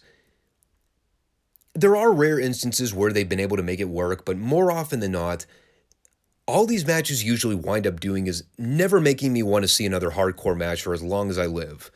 Whether it's the phoniness of the weapon usage or the layout and structure of the matches, the endless nonstop ECW formula of guys just hitting each other over the head with shit left and right. Way too often is the case that these kinds of matches wind up going that way. Glorified stunt shows is what I call them. However, there are times when it's done correctly. And when it comes to the blow-off between the Briscoes and FTR in this dog collar matched final battle, despite my complaints about the way it was set up, this worked. If you're going to do the car wreck bloodbath brawl, this is how you do it. Because even in them breaking out things like chairs or tables, which, again, I really wasn't all that fond of to begin with, I still bought the idea that these 4 guys hated each other. I still bought the idea that this was a real grudge feud between 2 teams that actively wanted to kill one another. It was intense, it was brutal, it was hard to watch at points, but at no point in viewing it did I think at any point, that looked fake, or I didn't buy that as a legit spot. And, when you factor in the quadruple juice, the fact that these guys worked their asses off and were visibly making it look like a struggle from start to finish, it came off like a real fight. And that's what professional wrestling has always been about. Suspension of disbelief. And I watched this being able to think just that. And, while it's kind of sad to know that this may end up sparking the beginning of the end of FTR's run of dominance, seeing as how they wound up doing the clean job here and losing the belts, at least they're going out of their way to make it a memorable downfall. And, we're certainly not done with the Briscoes FTR conversation yet, but makes you wonder what happens after all this. The Briscoes won the titles here, so I expect they'll be featured on the Honor Club subscription platform when they decide to kind of relaunch the Ring of Honor tapings again, since they can't be on television apparently. As for FTR, I've no clue what the fuck's going on with them boys now. No pun intended. But seeing them lose the belts here makes me wonder if they're kind of looking for an outing from their AEW contracts in the coming year. Whether or not they go back to WWE, I don't know. In any case, it's going to be one of the bigger conversations to be had when we find out whether or not they decide to re-sign. Another match that I think will surprise a lot of people, but got to admit, man, for a match that I had zero expectations for going in, I think I supremely undervalued these guys' capability of laying out a logical, coherent main event style title match. Now, the Logan Paul thing is one of those discussions that kind of goes both ways with a lot of the smart fans today. People either love him or they think he's the drizzling shits. I, for one, was not the biggest fan of the whole stuff with him and The Miz. And maybe that's just because I'm not a fan of The Miz and I never have been. But the match he had with Miz at WrestleMania this past year really kind of opened my eyes to the fact that some people just have a natural athletic ability and a gift that translates very well to the wrestling market. Paul McAfee is a prime example of that too. The debut match he had with Adam Cole a couple years ago in NXT was one of the best debut matches I think I've ever seen before. And while I wouldn't say that Logan Paul is on the same level as a Pat McAfee, the guy's proven that when the spotlight is on him and it's go time, he can go. And what I loved about this match he had with Roman in Saudi Arabia is that it really kind of put into perspective the whole cultural difference with wrestling fans too. In the States, when they were building this up on television, go back and listen to the crowd response, man. We talked about this during the SmackDown reviews I was doing. The people did not like Logan Paul. He was getting massively booed on TV more often than not.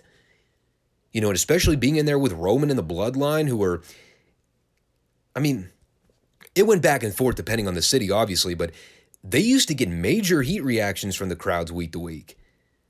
Kind of really showed up how fucked up the character dynamics were in that program from start. And yes, it was always going to piss off the marks because admittedly so, I get it. If this were real, why the hell would Logan Paul get a title match with Roman when he's only had like 1 or 2 matches prior? I get the frustration there. But recognizing it as a one and done publicity angle for the Saudi crowd, you can't deny that it didn't work. In the States, Logan Paul was a pretty constant heel on television, but in Saudi Arabia, that guy was fucking Steve Austin to those people. They love them some Logan Paul. And whether that had to do with an international cult following, I have no idea. The guy's a social media influencer, so definitely has a wide range of fans from all across the globe. Maybe that Saudi market is a lot better than what we were giving it credit for. But, even going back and watching highlights of this match again, Logan Paul hung in there with Roman from bell to bell. And yeah, they probably scripted out a lot of the material. They probably went through a lot of the key spots beforehand, but everything they did was executed well. In the whole story of the match being built around Logan trying to catch Roman off guard so he can hit him with that Ronnie Garvin-inspired knockout punch, the people were hanging on to every minute of it. And the thing with Logan Paul, even though he's gone through the WWE training system and they've had him work on the fundamentals there, the guy does have a professional fighting background. So you watch Logan Paul in his matches and his punches and kicks and strikes, they still look authentic and raw. He was never going to be a fluid, graceful athlete, and it works perfectly for him. He has size, he still had legitimacy to his name, and he made this work with Roman. It was a believable fight. It was stiff, and the people hung on to it hook, line, and sinker. And even with the angles they shot here, the bloodline interference, the Jake Paul running at the end and knocking out the Usos, the big dive spot through the announce table with Logan taking the selfie, it fit. It was an old school main event style title match with all the chaos and the heart racing pandemonium where the people actually bought that Logan Paul could beat Roman for the title. Was he able to pull up the upset of the century? They milked that story for all it was worth. Now, of course, I didn't really believe that Logan Paul was beating Roman for the belt, but again, suspension of disbelief. That's the key. And the Saudi crowd are more casual fans, so it was easier to manipulate them into thinking it was going to go down that road, but they got the people to believe it. Say what you want. And while that may have not been everyone's cup of tea, I look back at that match with fond memories. It sold me on Logan Paul. That's for damn sure. I wasn't too high on him at first, but after seeing the performance here, he made me a believer. I'd still probably take Andrew Tate in a fight over him, but I mean, Logan at least earned my respect in that match. So here's a match that I contemplated for a while leaving off the list. I had it in rotation for the longest time, and it's not so much for the fact of seeing Dax and Cash actually wrestle each other. It was always the why factor that bugged the hell out of me. Because I even remember them announcing this match on Dynamite completely at random for no reason and thinking, why in the absolute fuck am I watching Dax and Cash wrestle one another on free TV with no build? And to this day, I still don't think I ever got an answer to that. I remember that it was a qualifier match for the Owen Hart tournament, which is already getting a lot more attention on this top 20 list and I think is probably warranted. And I think I even remember discussing it at the time. There were so many more effective ways to do this match that would actually make sense. Like, instead of randomly just booking Cash and Dax to wrestle each other in a qualifier, why wouldn't you just have both guys win separate qualifying matches and then build to the possibility of them meeting against each other in the brackets? Like, build some story out of it. Give Cash a fucking series of singles wins on TV, for God's sake. I mean, the guy never wins singles matches to begin with. May as well throw him a bone when it's due. Then you can actually build like a semifinal round where Cash and Dax actually meet together after having run through a few guys in the tournament. That way there's real drama and story that you can have both guys cut promos beforehand, sell everybody on the importance of watching two tag partners go at it to find out who the better man is. Who wants to carry on the legacy of the Hart family more? Who has more drive and ambition? It's fucking easy. But I don't need a booking job to figure that out. I mean, looking past the illogical nature of how that was set up because Tony's an idiot and has no idea what he's doing, it was a phenomenal television match. Kind of goes without saying. I mean, Cash and Dax have already proven they're the best tag team in the world today. Pair them up to wrestle each other, you weren't going to get anything different. Did make you realize just how truly undervalued Cash Wheeler is as a singles guy, though. You know, for all the credit people give Dax for being a great worker on his own, and he is, Cash is right up there with him. It's a shame people don't talk about him more. You know, and even though Dax went over here, it was the perfect finish they went with where neither guy looked weak as a result. They didn't just beat Cash flat and make him look inferior to his teammate. You know, he and Dax had a very 50-50 back and forth match, and right when Cash was looking like he was going to come out on top, Dax was able to reverse a pin attempt and then outsmart Cash in the end. It was a total babyface match, and both guys even laughed it off at the end to show just how evenly matched they were.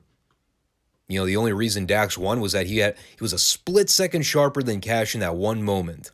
But they basically established that in a different situation, maybe Cash would have beaten Dax too. So it goes both ways. I still think it was wasted potential to not have the match on a bigger show or build up to it over a series of weeks, but call me old-fashioned. Call me someone that tries to look for logic when he watches a wrestling product. Not someone that partakes in the Figure Federation mark booking of just picking random names out of a hat and then booking them in matches because fuck it, why not? And now, baby. Now we're getting to the real meat of the matter. This is where everybody leaps up to their feet in hysterics and goes, I knew it! I knew it! Tommy was a fan of the Young Bucks the whole time! I knew it! Cool your jets. First off, let's analyze it a little deeper.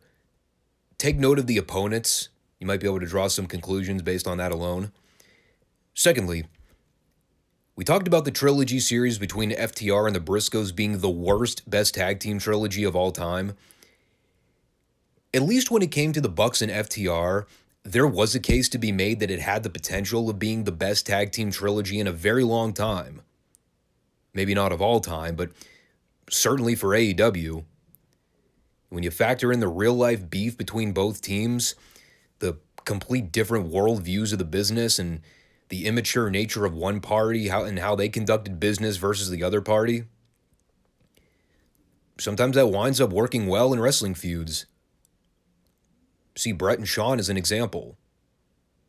Even if guys didn't get along and couldn't stand each other, as long as they're willing to conduct business professionally and cooperate with one another, you could still make that shit work. That's really where the problem comes into play with the Beta Bucks FTR feud. A trilogy that never came to pass because the Bucks knew that in order to make that trilogy work, they were going to have to put over FTR twice. And accept the fact that FTR was and still is the better tag team. Because of their fragile little egos, they were never going to let that happen. So they pretty much handled business as you'd expect. After doing the job to FTR here in match 2, instead of building to like a final blow-off where the Bucks win the AEW tag titles from Jungle Boy and Luchasaurus, carry them all the way to pay-per-view to wrestle Cash and Dax, who are already the IWGP AAA and ROH tag champions, instead of doing a winner-take-all where the Bucks put FTR over in the final round and the story is told that FTR are the best tag team in the world, which we already knew. Instead, they dropped the belts unceremoniously in a 3-way tag match to Keith Lee and Swerve Strickland, where they didn't even take the fall in the end, only to wind up taking part in their little trios title series to avoid having to put over FTR. Because that's what unprofessional, self-entitled pricks do when they can't stand the idea that someone is better than them. But again, sensible wrestling fans already knew that to be the case. We're just saying the quiet part out loud. Because the so-called journalist experts, aka Dave Meltzer, don't want to admit it publicly. Because God forbid he gets on Omega and the Bucks' bad side. Because he's a fucking pussy himself. But looking past all that, it was a great match. One of the better Beta Bucks matches I've seen in a long time. Probably their best match since whenever it was the last time they wrestled FTR 2 years ago. And see, this is what infuriates me to no end about these fucking jagoffs. They've proven they can work a traditional style. They've shown that they're capable of doing it. But instead of trying to do it more consistently, they'd rather work their goofy indie style that makes no sense and has nothing but a bunch of asinine flips and aerial stunts for no reason. And as I've constantly said, if you're into that kind of thing, good on you. But in today's modern wrestling environment where we've clearly seen that this kind of ring style does not draw money on a long-term basis or draw new eyeballs to the product, more often than not it ends up crippling guys' careers before it ever has a chance to take off. Don't you think at some point we'd be considering or rethinking what ought to be the correct way to work? Regardless of how impressive the flips and the stunts look? Is it helping the product out in any way, or is it turning viewers off? I think we've already established the answer to that, but I'll let that simmer a while longer. It was a very good tag match. Can't say enough good things about it. Whenever Matt and Nick Jackson decide that this is the kind of match they want to work, they can pull it off. But rarely is that ever the case. So, I'll give them their dues where it's earned, but fuck Matt and Nick Jackson for ensuring that we never get a proper payoff to that trilogy because of the political persuasion on their end. Bunch of gutless sissies. But let's brighten the mood for a little bit. Oh, look at that. Another Dax Harwood match. And you throw in CM Punk for self-assurance. And again, I hate to weed it down to the simple conversation of what else needs to be said, but seriously, what else needs to be said? Two guys that know how to work and conduct business in the ring. Working body parts, chain holds, milking big moments, and playing to the crowd for high-impact spots. It's pro wrestling, man. And you know what's funny? I actually forgot about this until I went back and watched it again. I think this was still during the period where FTR were heels on television. You almost forget about that because they've been so universally praised for so long now, but Cash and Dax were heels on television as early back as like 8 or 9 months ago. Hard to believe, right? Now, granted, they were definitely starting to pick up momentum from the crowd around this time, but even during this match, the fans were definitely pro-Punk over Dax. Just one of those matches that you see once and you think by the time it's over, that one's going to stand out among the better matches you'll see all year. Lo and behold, here we are in December, and it still holds up. And this was really kind of CM Punk's legacy on AEW television for his entire run. And this is me not just trying to kiss his ass to no end, but, let's look at the statistics, people. Just going out there and trying to put out classic after classic with the boys that he wanted to work with. The guys that he saw as fitting opponents. Guys that he knew he could get the most out of in a short window. And whether those were straight babyface matches with guys like Dustin or even going up against the dirtiest of all heels, he was always on point with everything he did. His matches made sense. The people were always into him, and it really makes you wish we could get that kind of stuff more frequently than we do. Where now it's basically boiled down to MJF carrying the television product when it comes to good material. But now we're going to get to the real nitty-gritty of my list. The top 10 matches. And while I really juggled with the placement of a lot of these matches, trying to figure out which ones I thought stood out above the others, it was really hard to come up with a precise ranking because, all 10 of these matches I selected were really damn good for their own reasons. But I did have to throw this one on here in some manner, and while it comes at number 10, don't mistake it for being inferior to the other matches. When it comes to the whole Cody-Seth feud this year in WWE, I think this was the program that really brought back my interest with wanting to fully invest in the product again.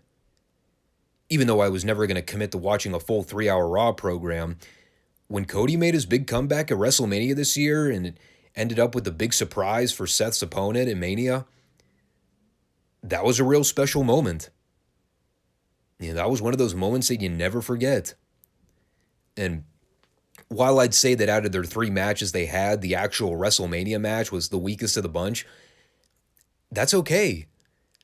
Because that match was more about the moment of actually seeing Cody back in WWE than the actual in-ring delivery.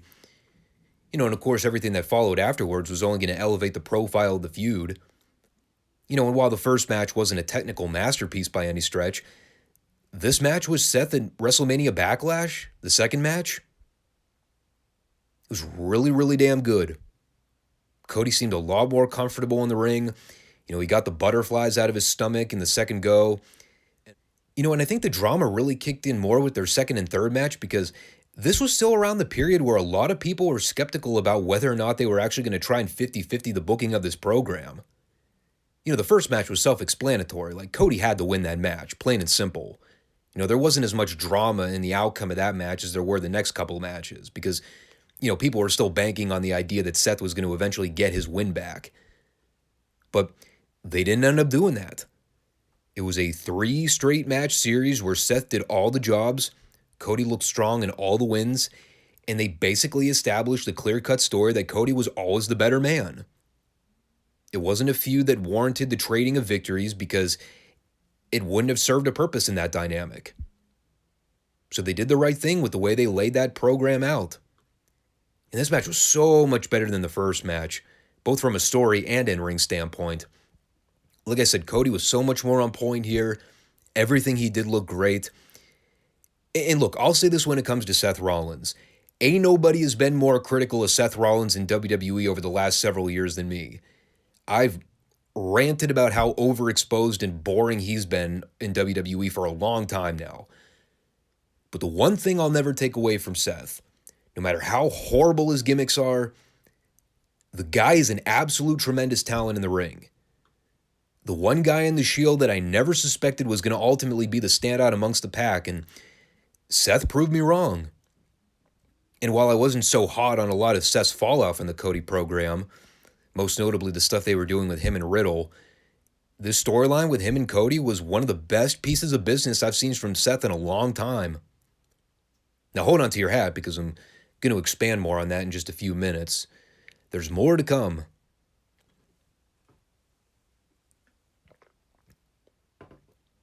For now, though, let's talk about another barn burner of a match that definitely earned a standing ovation by the time it was over. Obviously one that's gotten rave reviews from a lot of people in the last month or so. And rightfully so. And it's funny, I just got done talking about how overexposed and exhausted Seth has been in WWE for a long time now. When it comes to dudes that have been overexposed for years now, I don't know if there's any higher qualified candidate for that spot than Sheamus. And I don't mean that disparagingly. While I don't think I'd ever say I was the biggest Sheamus fan in the world, there was a period about a decade or so ago where WWE was actively trying to push new talent in the main event picture. You know, Cena was rammed down everybody's throats for years. Randy Orton was stale as fuck. Hunter was kind of winding down his full-time career by that point. I think guys like Taker and Jericho were in that same boat. So there really weren't a whole lot of top guys that WWE had at their disposal around that late 2000s, early 2010s. Now, that was their fault because they saddled the same 5 or 6 guys in the same spot for years and years and never really actually built any stars. They could have potentially done something with the Nexus angle, but, I mean, they fucked that one up 6 ways from Sunday. In any case, they tried out the Sheamus experiment. For a brief period, it was somewhat effective. I think the biggest problem for him was that right around the time they were trying to elevate him into the world title picture, you know, Bryan Danielson was also hanging around in the periphery, and the fans took more to him than they did Sheamus. You know, and that was where we got that whole WrestleMania debacle that one year with Sheamus and Danielson, where they had like a 12-second match and people nearly revolted over it. And the problem, I think, for Sheamus, aside from the fact that he's another guy that's been around for so many years now, he's also another guy that they've shoehorned into that mid-card purgatory spot for a long time now. I think people have just kind of got accustomed to the fact that Sheamus just really isn't going anywhere beyond the spot he's at right now. He's clearly never going to be a world champion again. You know, I thought they were going to involve him in the title hunt with Roman when they were having the Brawling Brutes and the Usos interact on television. Now it doesn't really seem to be the case. It looks like they're going to put Kevin Owens in that spot. But it's crazy, even after all these years, while I wouldn't say that I'm one of those dudes that clamors to see Sheamus on TV anymore, he is a proven commodity to the WWE. He has a rapport with the fans, and he's somebody that they can always plug into a top spot because he's a very reliable talent, even in an upper mid-card role, and the people will always buy it. You know, and every so often, the guy is able to dish out some great work, and he can go. And this match he had with Gunther at the Clash of the Castle was, to borrow a quote, a hell of a banger. You know, and again, we could probably credit Gunther for being one of the all-around best workers in the business today, but Sheamus deserves credit too, because it takes two to tango. And this was by far one of my favorite Sheamus matches I've ever seen. You know, while the Brawling Brutes drive me nuts on SmackDown as a trio every time I see them, they've been forced and jammed down my throat excessively in the last 2 or 3 months, I can't take away from the chemistry that Sheamus and Gunther had in their couple of matches. The TV match I wasn't as big a fan of, and I think a lot of that was purely due to the fan reaction. You know, when I think back to what made the match work in the first place, the crowd was the highlight, because they really wanted Sheamus to win the IC title. They built up the story that it was the only singles title that Sheamus had never held, and it was his one opportunity on his home turf to solidify that career credential. Everybody was behind him the whole way. And even though he didn't win, you know, the people still reacted like he was the biggest babyface in the world. It just didn't have the same effect when they tried to do the rematch in the States and kind of got a lukewarm meh reaction from everybody. Probably because they were in the same boat as me, where they were just kind of sick of seeing Sheamus at that point. But like I said, that got high praise at the time, and it absolutely earned it. Phenomenal hard-hitting match with two legit dudes that looked like they were in a real bar fight. Couldn't ask for anything more in the business. So we name-dropped him a minute ago, and you had to figure it was a teaser of some sort. Coming in at number 8 on my list, I had the Pat McAfee-Austin Theory match from Night 2 of WrestleMania. And at the time, perhaps I was somewhat overrating the match, judging how it was the only thing from Night 2 of WrestleMania that I thought was any good. But when I went back and watched this thing in its entirety, not just the stuff with McAfee and Theory, but the whole fallout and the aftermath of everything with Vince and Austin, it really kind of put into perspective as to what the overall picture is with wrestling. What's really important? The moments you capture that create the long-lasting memories for years and years. We all remember Austin in the beer truck. We all remember Jericho and The Rock doing that promo showdown. We all remember the crazy off-the-wall moments that we love to go back and reminisce about, no matter how absurd or ridiculous it all ends up being. And when you talk about absurdity, nothing gets more absurd than watching Vince McMahon take the worst Stone Cold Stunner of all time. The last bump he ever took in his career, and Vince made sure to create a moment that he would never forget. So really, in a lot of ways, I'm not just really associating the McAfee Theory match, but the whole segment, up to and including the afterbirth. It was a roller coaster ride of great and train wreck awful, all wrapped up into about a 45-minute time frame, including the absolute abortion of an impromptu match that McAfee and Vince had afterwards, where Vince ripped off the dress shirt and then revealed a wife beater underneath. Still had the jacked up arms. The rest was, no. It wasn't the Vince of old.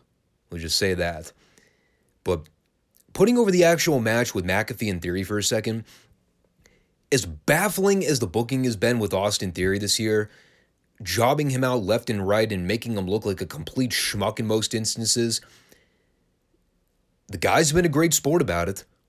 He's still going out there and working with the material he's given, trying to make the most out of it. And I'll say this, dude. We want to talk about how Vince has been a cancer to the on-screen product for a long time.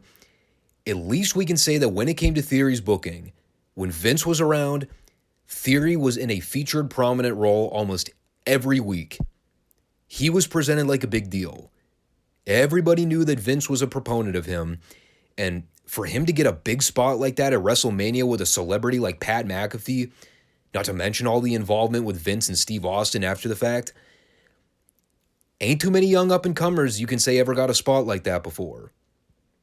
And for all the criticism Theory gets for one reason or another, the guy is obviously very gifted athletically. He's got a great look. His shit almost looks flawless all the time.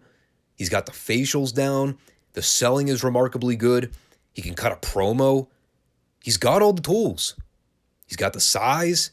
He's got the punchable, douchey face. What more can you ask for? Beats the hell out of me because WWE is still going out of their way to treat him like dirt. I don't get it. But, we've seen it all play out on television this year. And it's reasons like this with why it's so inexplicable to see the treatment of Theory in the last 8 or 9 months. He's clearly somebody they see potential in. And he proved here that when he's in a big feature spot, he can pay it off. And for a guy his age, that's a pretty remarkable feat. And that's not just to keep drooling over Theory's credentials, because again, when it comes to Pat McAfee, he's another guy that's proven his worth when he's given the ball. You talk about gifted athletes, McAfee is right up there in conversation. One of the most impressive things I remember about that match was him doing that effortless leap onto the top rope from a grounded position where he gave Theory that superplex. It was one of the best superplexes I've ever seen. And, I'm going to talk about it a little more with the next match I have listed because they kind of go hand in hand. But when you really boil this Night 2 match down to its core, it was a spectacle. Everything from the match to the angle with Vince and McAfee afterwards to the big blow-off at the end when Austin came down and stunned everybody out of their boots. Everyone overselling it perfectly. I don't think I recall laughing that hard for a wrestling match in a long time. That was the kind of sports entertainment that actually offers something of value.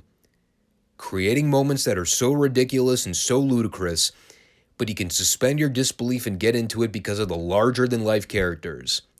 Obviously, you need Vince and Austin to pull that off.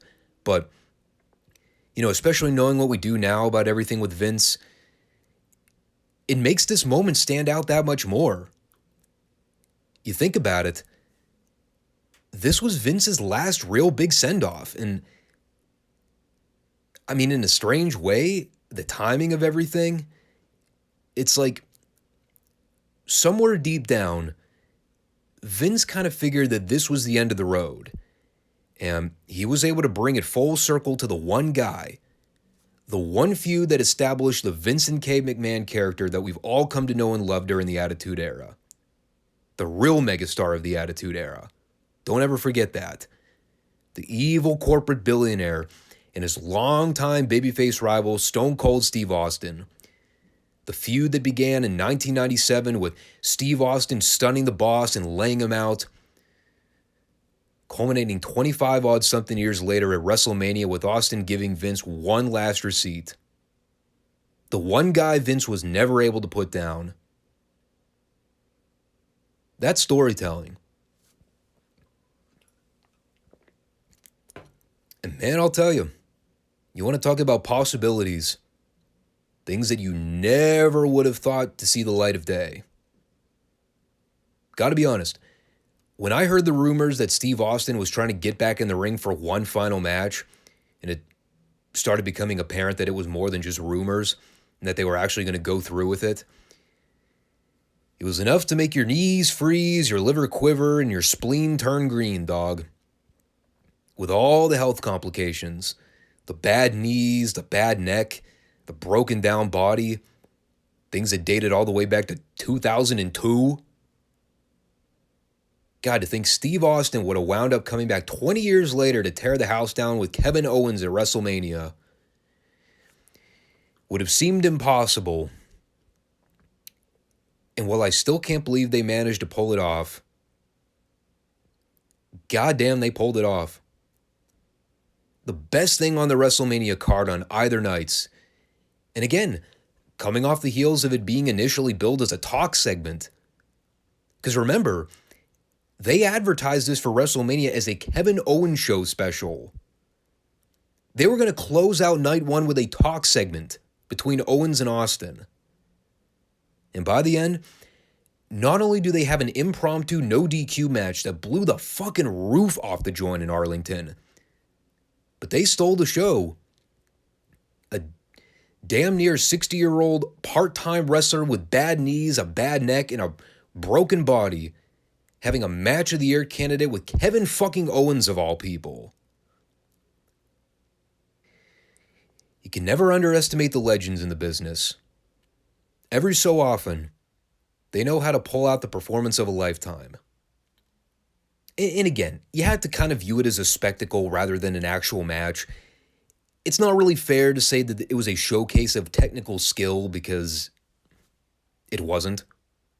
Not even close. But when you factor in that Austin took bumps, he didn't just go out there to half-ass a 5-minute squash, that's where the conversation really takes off. Because this thing got a lot of time. They brawled all over the arena, hit each other with shit left and right, and never got old. Neither guy ever got blown up or lost the crowd. Anytime Austin did something to Owens, the people wet themselves in hysterics.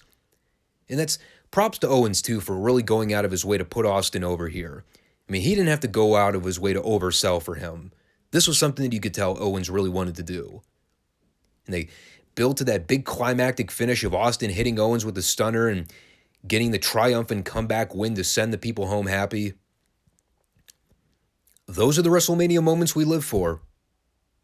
You know, and especially coming off the last couple of years where WrestleMania just felt like a total afterthought, especially during the whole empty arena era where wrestling was just milquetoast and blech. This was the exact thing that WrestleMania 38 needed. For a 2-night extravaganza, we got 2 back-to-back memorable moments that we'll be talking about for a long time. And the great thing about it, nobody had to land on their heads or go flying through shards of broken glass or bleed like stuffed pigs to make it work.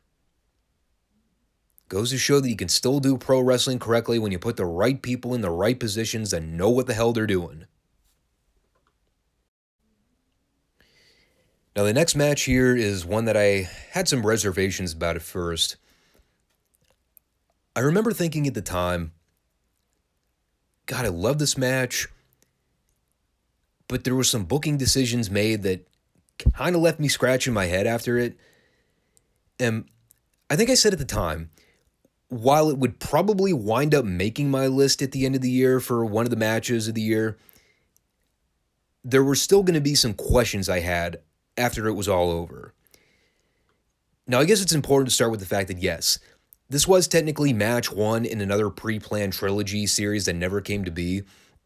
And I think that was always my question when they booked the match to begin with. Why give away the first match for free on television? Besides the fact that they were in Chicago, which to me is a lame excuse to book a high-profile match like that. Like, just because you're in a guy's hometown. Like, who gives a fuck? Unless you're doing the match on pay-per-view and you're in the guy's hometown. In that case, it works. But I guess that's more of just a nitpicky thing than anything.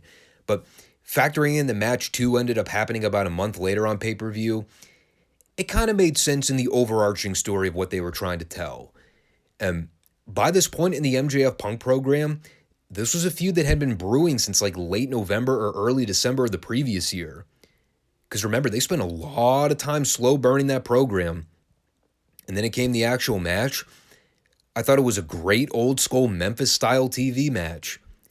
You know, they even pulled out the old trick where MJF tries to pull out the gimmick from his tights to choke out MJF, and Bryce Remsburg goes to raise MJF's hand to award him the victory. And right when the hand goes up, the gimmick falls to the ring mat, and both MJF and Bryce look down at the same time with the perfect facials. MJF's got the oh shit look, and Bryce has the pissed off uncle look that's about to beat his nephew for stealing his box of cigars. You know, of course, they restart the match thinking that Punk was going to get his fair shake in the second go-around, only to wind up getting beaten in the end because Wardlow came out to distract the ref so MJF could hit Punk with the diamond ring. So it moved a couple things along in the story. Obviously, we know what it built towards for the pay-per-view. It also handed, I believe, Punk's first AEW loss. Which, again, I remember questioning at the time, like, really? It's like, why would you hand Punk his first AEW loss on free television in his hometown like that? Again, there were some weird booking qualms that I had. It felt odd at the time. But when I look back at the context of everything, what it was setting up, evidently what it was supposed to build to but never did, I figured that this would still wind up being one of the better TV matches they did all year. And while it didn't quite reach the best TV match I would see them do, it worked for a whole different reason. And not to spoil things for what's coming up, but let me just talk about this before I forget. The CM Punk MJF dynamic. When I think back later in life and recall AEW's legacy, when I think back to what I believe will rank among the all-time storylines or feuds for that company, Punk and MJF will probably rank among my favorites. From the way it began to where it ultimately paid off, unceremoniously of course, but I truly believe that this was the most well-told, coherent, captivating storyline AEW has ever done. And while I know I frequently joke about how long AEW will actually be around before they finally kick the bucket, I don't know if there will be another long-term program that reaches the level that the Punk MJF feud did. And again, even if it never really had the conclusive finale that I think we all wanted, that being MJF and Punk for the AEW World title, where MJF would eventually win the belt from him, for about 5 or so months, Punk and MJF showed that professional wrestling can still be done correctly. Another one that I kind of alluded to, I'm actually going to retouch on this talking point that I made with the MJF Punk thing, because one thing you'll constantly hear me say on this channel, when it comes to the importance of professional wrestling, and what actually draws in viewers, what actually captivates people's attention and makes them emotionally invest in the characters, it's not the moves, it's not the flips, it's not the pointless dives or the choreographed gymnastics. It's the story. It's the drama. It's the pure raw emotion of what you're seeing being presented in front of you. And to me, nothing further exemplifies that than the Hell in a Cell match that I saw this year with Cody Rhodes and Seth Rollins. I remember being at the gym that morning and seeing the video show up in my YouTube feed talking about the Cody weight training injury, and hearing as the day progressed, the medical team was kind of evaluating the situation of the torn pec, trying to see if they would be able to clear him to wrestle for the pay-per-view. And when I found out that night that they were actually going through with the match, I was like, well, shit, I got to see how they pull this off. And I remember saying to myself the minute that match was over, that was the most goddamn thing I've seen in wrestling all year. And all it took was a legit visible injury to sell me on that being WWE's best told story. And I'll never forget that visual of Cody taking off the robe and the whole right side of his body is just totally purple and welted up like a balloon. The guy was in so much pain for the whole match, but even through that, it was the most gutsy performance I think I've seen from any wrestler all year. Because he didn't shy away from going all in there. Cody worked this match like he had a point to prove. Because remember at the time, WWE had sort of been teasing the idea of having Cody be next to Chase for the Universal title. And had that injury not happened, we may have actually seen that title program with him and Roman as early as SummerSlam this past year. And unfortunately, he's been on the shelf ever since recovering from the surgery. But like I said, in knowing that Cody was going to be out of action for all that time, and he was probably both physically and emotionally frustrated with the whole thing, had a vendetta on his shoulder, he still went out there and he still tore the house down with Seth. Every single bump Cody took in that match, you felt it. Every single time he got hit with a weapon, you felt it. And it worked so well with the dynamics of the characters because Cody was the crowd favorite. He was the white meat babyface in that storyline from the jump. Seth, the malicious heel. And they basically established that from match one. So you come into a match like this where now you have a real reason to root behind Cody to overcome this injury obstacle. You get sucked into it that much more. Because we didn't know at the time that this match was going to go on. We especially didn't figure it was going to go on for as long as it did. Because Cody, working through all that pain, he wasn't working that struggle by any means.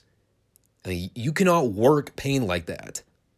And still, they basically had a full-length main event style cell match. It was easily the best match of that card. And while the injury to Cody was horrible timing,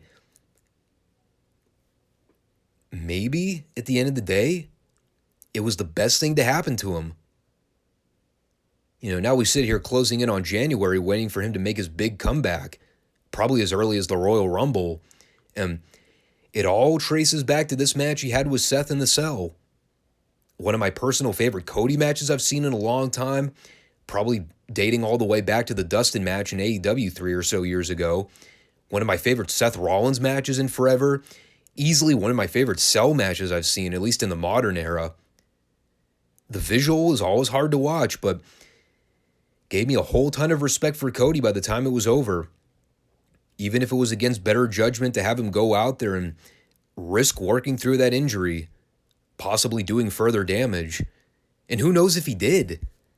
I mean, we really didn't get any clarity or news on whether or not that prolonged him taking time off for the recovery. In any case, good stuff. Fantastic stuff.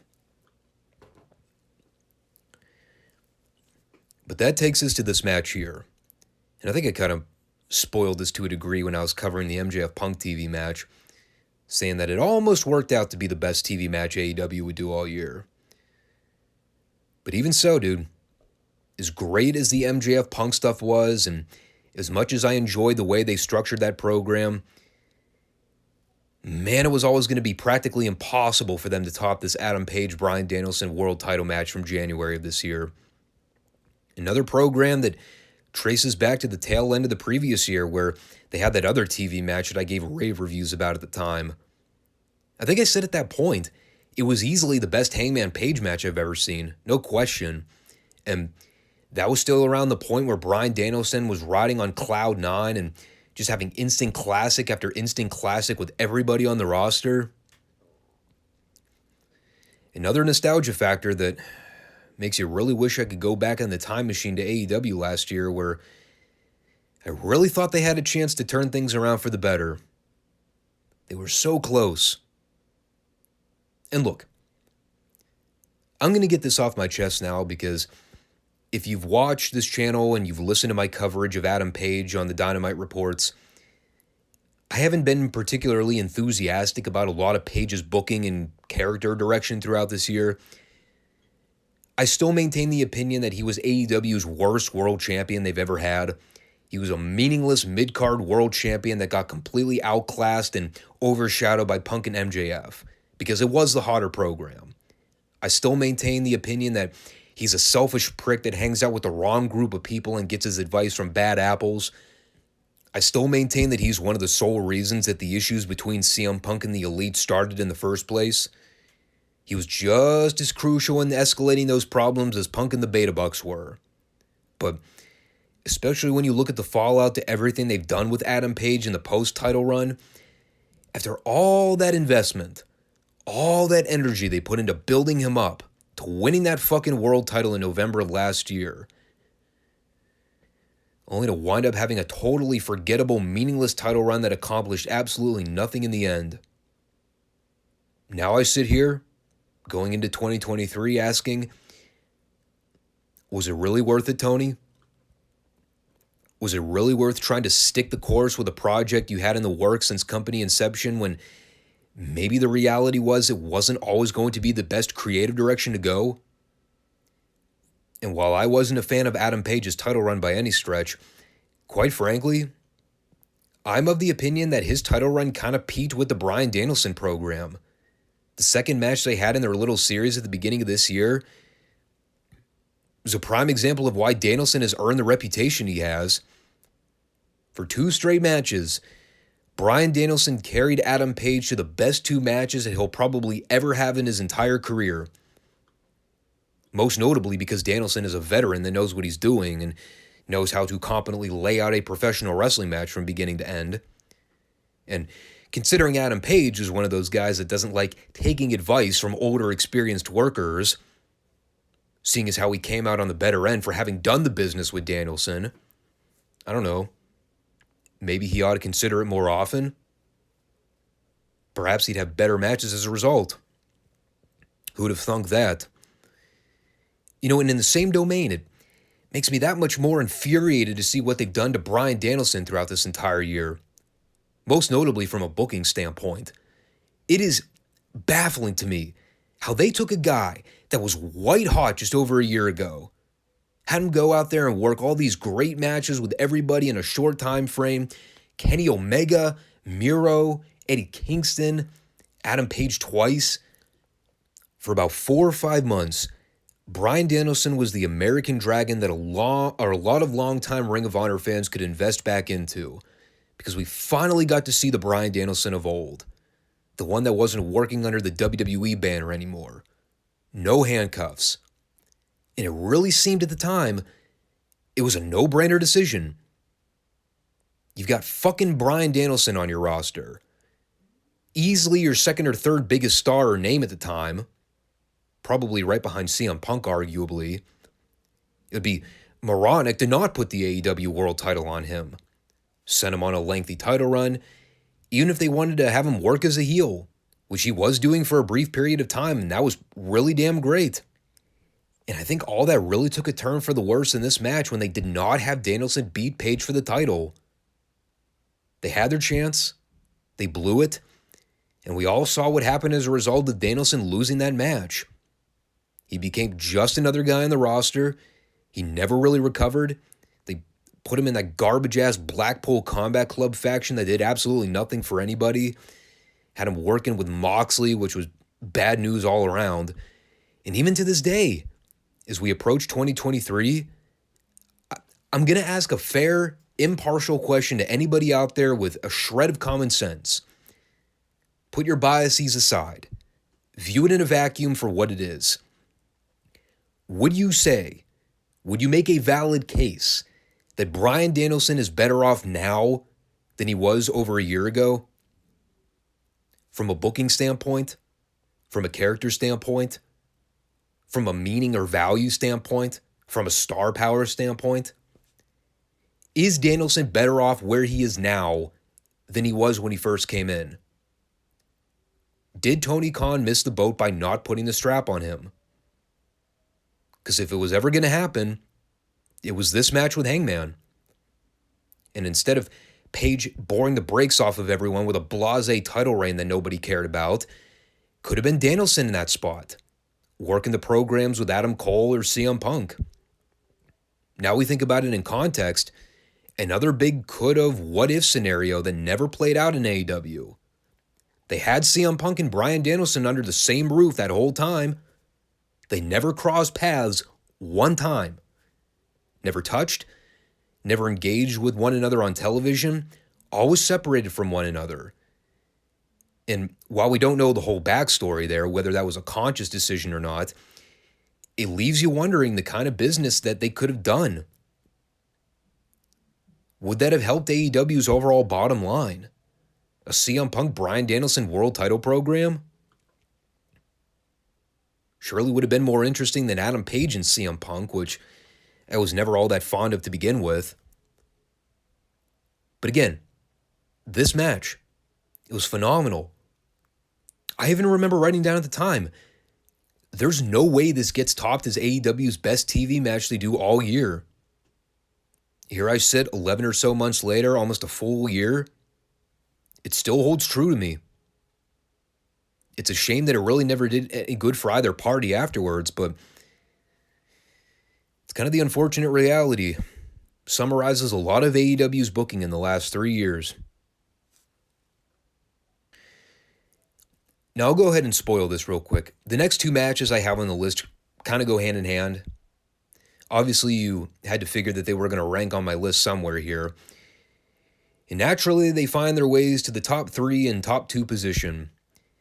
And I won't go too into detail about the actual FTR Briscoes program again, because I already kind of delved into that earlier.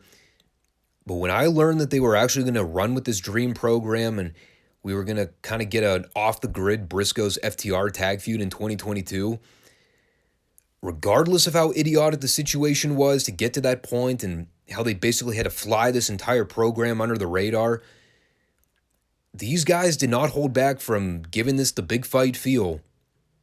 And, here's the thing too, and I touched on this talking point in the past, but I'll go ahead and restate it because it is important in the overall context and my viewpoint of this storyline.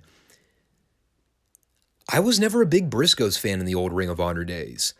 I never really got them. I didn't really see what the big deal was. I was always a Chris Hero, Claudio Castagnoli fan, or even a Haas and Benjamin fan. Those were the teams that kind of resonated with me in ROH's old tag team division, which was very red hot back in the day. But the Briscoes, to me, just, I don't know. They always came across as a regular set of generic indie guys that did a lot of impressive athletic stuff. They had size, but there just wasn't a whole lot of meat there for me. But again, to be fair, I watched their careers develop over time. I saw them basically mold and establish their entire legacy in an underground promotion without ever having been given a major platform to display what they can do. And I kind of grew to admire the fact that Mark and Jay Briscoe stayed committed to their home turf for all that time. They never strayed away from the paths where they started. And, while WWE was never going to take too kindly to them because of the whole criminal background, there were still ample opportunities for Mark and Jay to go elsewhere to try and find their footing on a public platform. Even companies like TNA would have had cable network television at one point. They could have presented the Briscoes in a bigger capacity. But no, instead, they stayed true to their roots, and I think there's a lot to be said about that. In today's market, I would easily place the Briscoe brothers among the best tag teams. Right up there with FTR, if I'm being honest. And this little series they had over the last 12 or so months, it was proof of that. It had the feel of a real honest-to-God blood feud between two teams that never crossed paths before and were on a mission to prove that they were the better team. It always reflected in the matches because they were always hard-hitting, they were always super gritty, They really gave you that main event big fight feel. Makes you wonder what kind of business they really could have drawn if maybe they would have done this on an AEW pay-per-view at some point. And I go back to match 1 where it all started here. And I remember kind of being concerned at the time because after the match ended, I was like, God, that was so damn good, but did they leave any room to go afterwards? Because they hit each other with virtually everything in the book, up to and including stealing finishers. They did double juice, the whole gamut it seemed like. Sure enough, they found a way to top themselves. But, match 1 I think was more about the visual of seeing the two teams actually square off for the first time, and that was enough to make the match work on the surface. It was a demonstration of a tag team clinic that made logical sense, had drama, excitement, had growth throughout the match, and the big climactic finish at the end where FTR won the ROH tag titles and kind of solidified themselves as the fan-favored babyfaces. And that's where I think it really took off right here. Because I think this was the point where a lot of fans really kind of woke up and recognized, yeah, those beta bucks, they're not as great as they've been chalked up to be. We're seeing actual tag team greatness being applied here and didn't need to involve trampoline stunts or ballet dance routines to get the point across. So that's why I love going back and watching this match. And I'm going to stay on that topic because, I said that these matches go hand in hand. I didn't think it was possible for them to top the first match, but boy, howdy, did they prove me wrong. This 2 out of 3 falls match from the ROH Death Before Dishonor pay-per-view was absolutely brilliant. Just a great masterwork of slow build story development. We constantly talk about the one thing wrestling is missing today. The kind of match where a match actually peaks at the climax. The kind of match where they don't wind up getting a flat finish because they hit each other with everything in the book, and then the finish is some kind of crappy roll-up from out of nowhere. Instead of it being a big boisterous finish where everybody goes nuts and the roof gets blown off, it's just like a popcorn fart reaction. Not this match, though. This one had everything you look for in a logically structured tag match. Every fall built to something. Everything had drama. They did a great job of laying out the idea that both teams knew each other's offense a lot better from the first match, so they had a lot more meaningful counters and ways to play off angles from the previous match. And, I don't say this enough about FTR, dude, but my God, are those guys so smooth. Every single time I watch Cash and Dax, they're always in the right place, always finding new, creative, innovative things to do in their matches. You could tell they watched their midnight tapes. They were so good with the subtle details. And this is another deal where they had double juice play out during the latter stages. Great stuff with the build to all the false finishes, but unlike in most matches where everybody kicks out of everything and it all just gets ridiculous, they didn't overdo the false finishes here. I think both teams kicked out of each other's finishers one time the whole match. God, and that fucking finish with Dax hitting Jay with the middle rope pile driver. I mean, in an ideal world back in the 70s, that would have signified the end of Jay Briscoe's career as we knew it. But if there was ever a finish to go with in that match, out of everything they hit each other with, that was the move to go home with. And it looked perfectly safe. It was a great spot, a great conclusion to their second match in the series. One of the best tag matches I've seen, not just this year, but probably in the last 10 to 15. I think this match really kind of officially sold me on the Briscoes too. A team that I had run hot and cold with for so long, but this program with FTR was the best piece of business I've seen them do. My hats go off to both teams for the 3 clinics they put on this year. Despite every effort from particular parties to shut down and ruin the chance of that program standing out.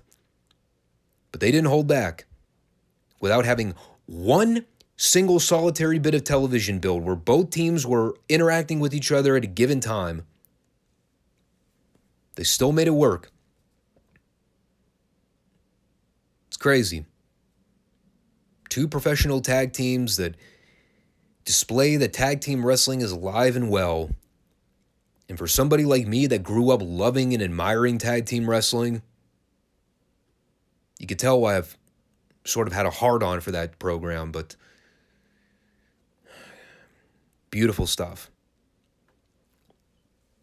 However, drum roll, please. Actually, I don't think I have anything queued up here. Why don't I have a drum roll audio clip? I gotta get one. Anyhow, there's one more guy on the list we need to cover. And as great as the FTR Briscoes matches were, quite frankly, as great as everything else was that I've listed on these top 20 matches, there's one match, to me, that stands out above them all. And when I think about the best piece of business done in any company all year, not just AEW, but all around,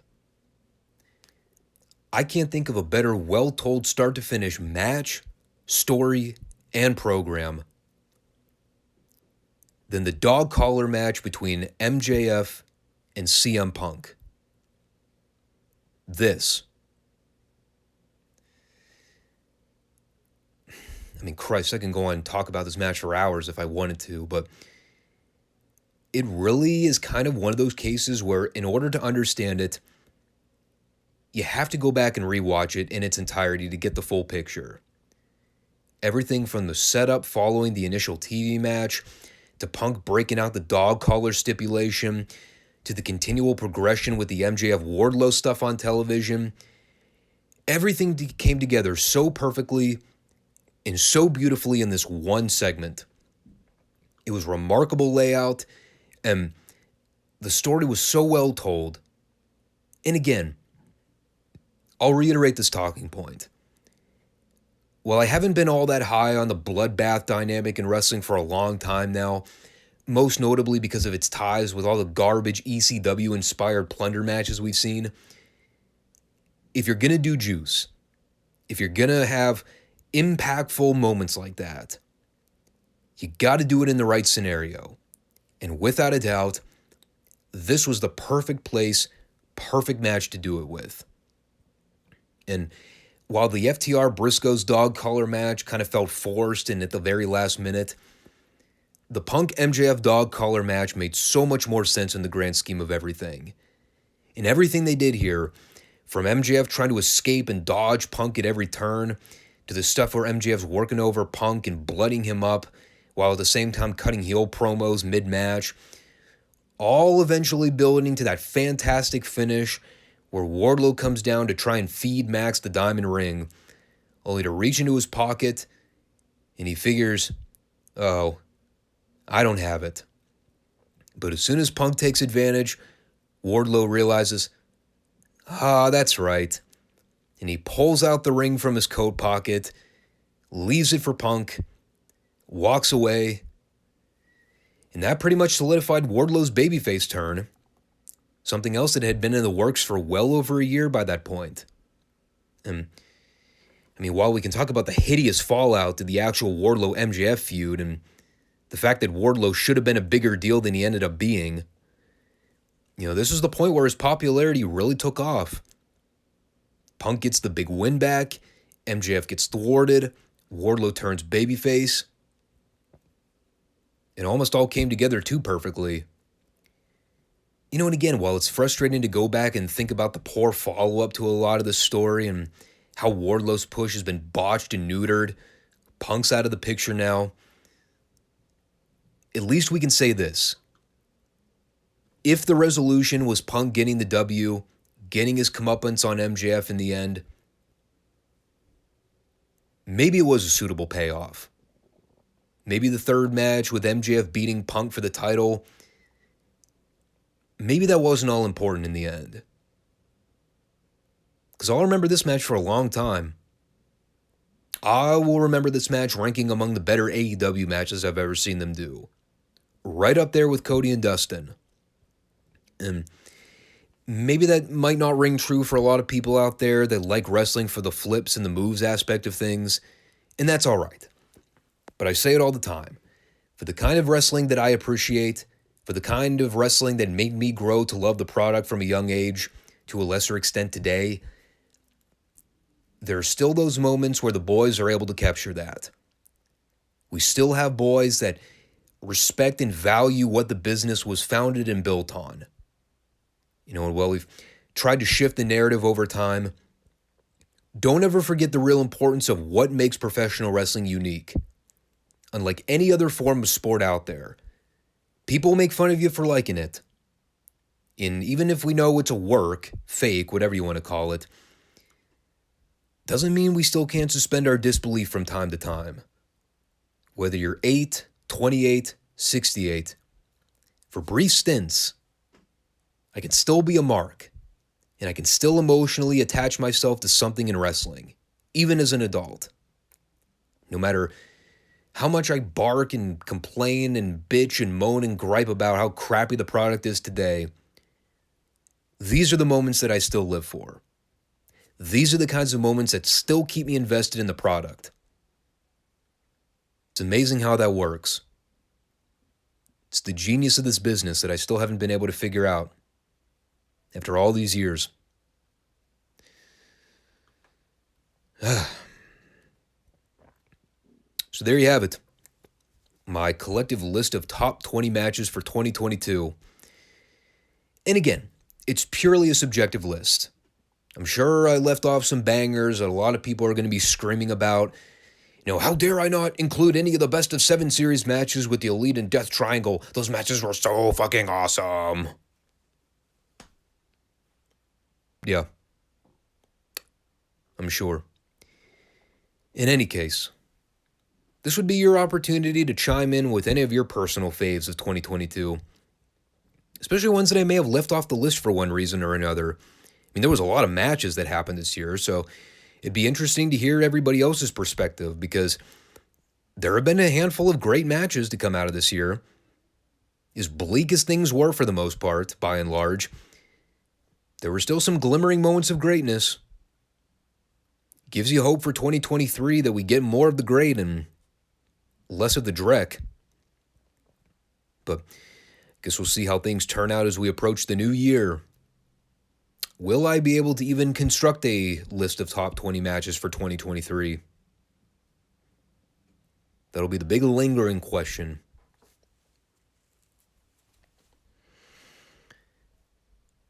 Well then, I guess that would be our cue to wrap the show up. We got one more podcast episode for 2022, and before you know it, we'll be ready to kickstart the new year in January. So, I'll just throw this out there at the end because this is already a show that's running long to begin with. Thank you for watching. If any of you decided to stick through the whole show, appreciate it. We'll be back on Friday for the Dynamite Report and the final of our World Class and World Championship Wrestling recaps for both the years 1986 and 83. And we'll be looking forward to the new year as well for those classic retro reviews. As the same with AEW, although I don't know how much hope I have for that company at this point. Now, there are some other projects that I kind of have on the back burner, still contemplating whether or not I'm going to go through with them. But I'll keep you posted about all that. So stay tuned. And again, subscribe, comment, like the show, all that stuff. And we'll see you for one final round on Friday. And we'll be ready to transition into 2023. Take care, all. Peace out.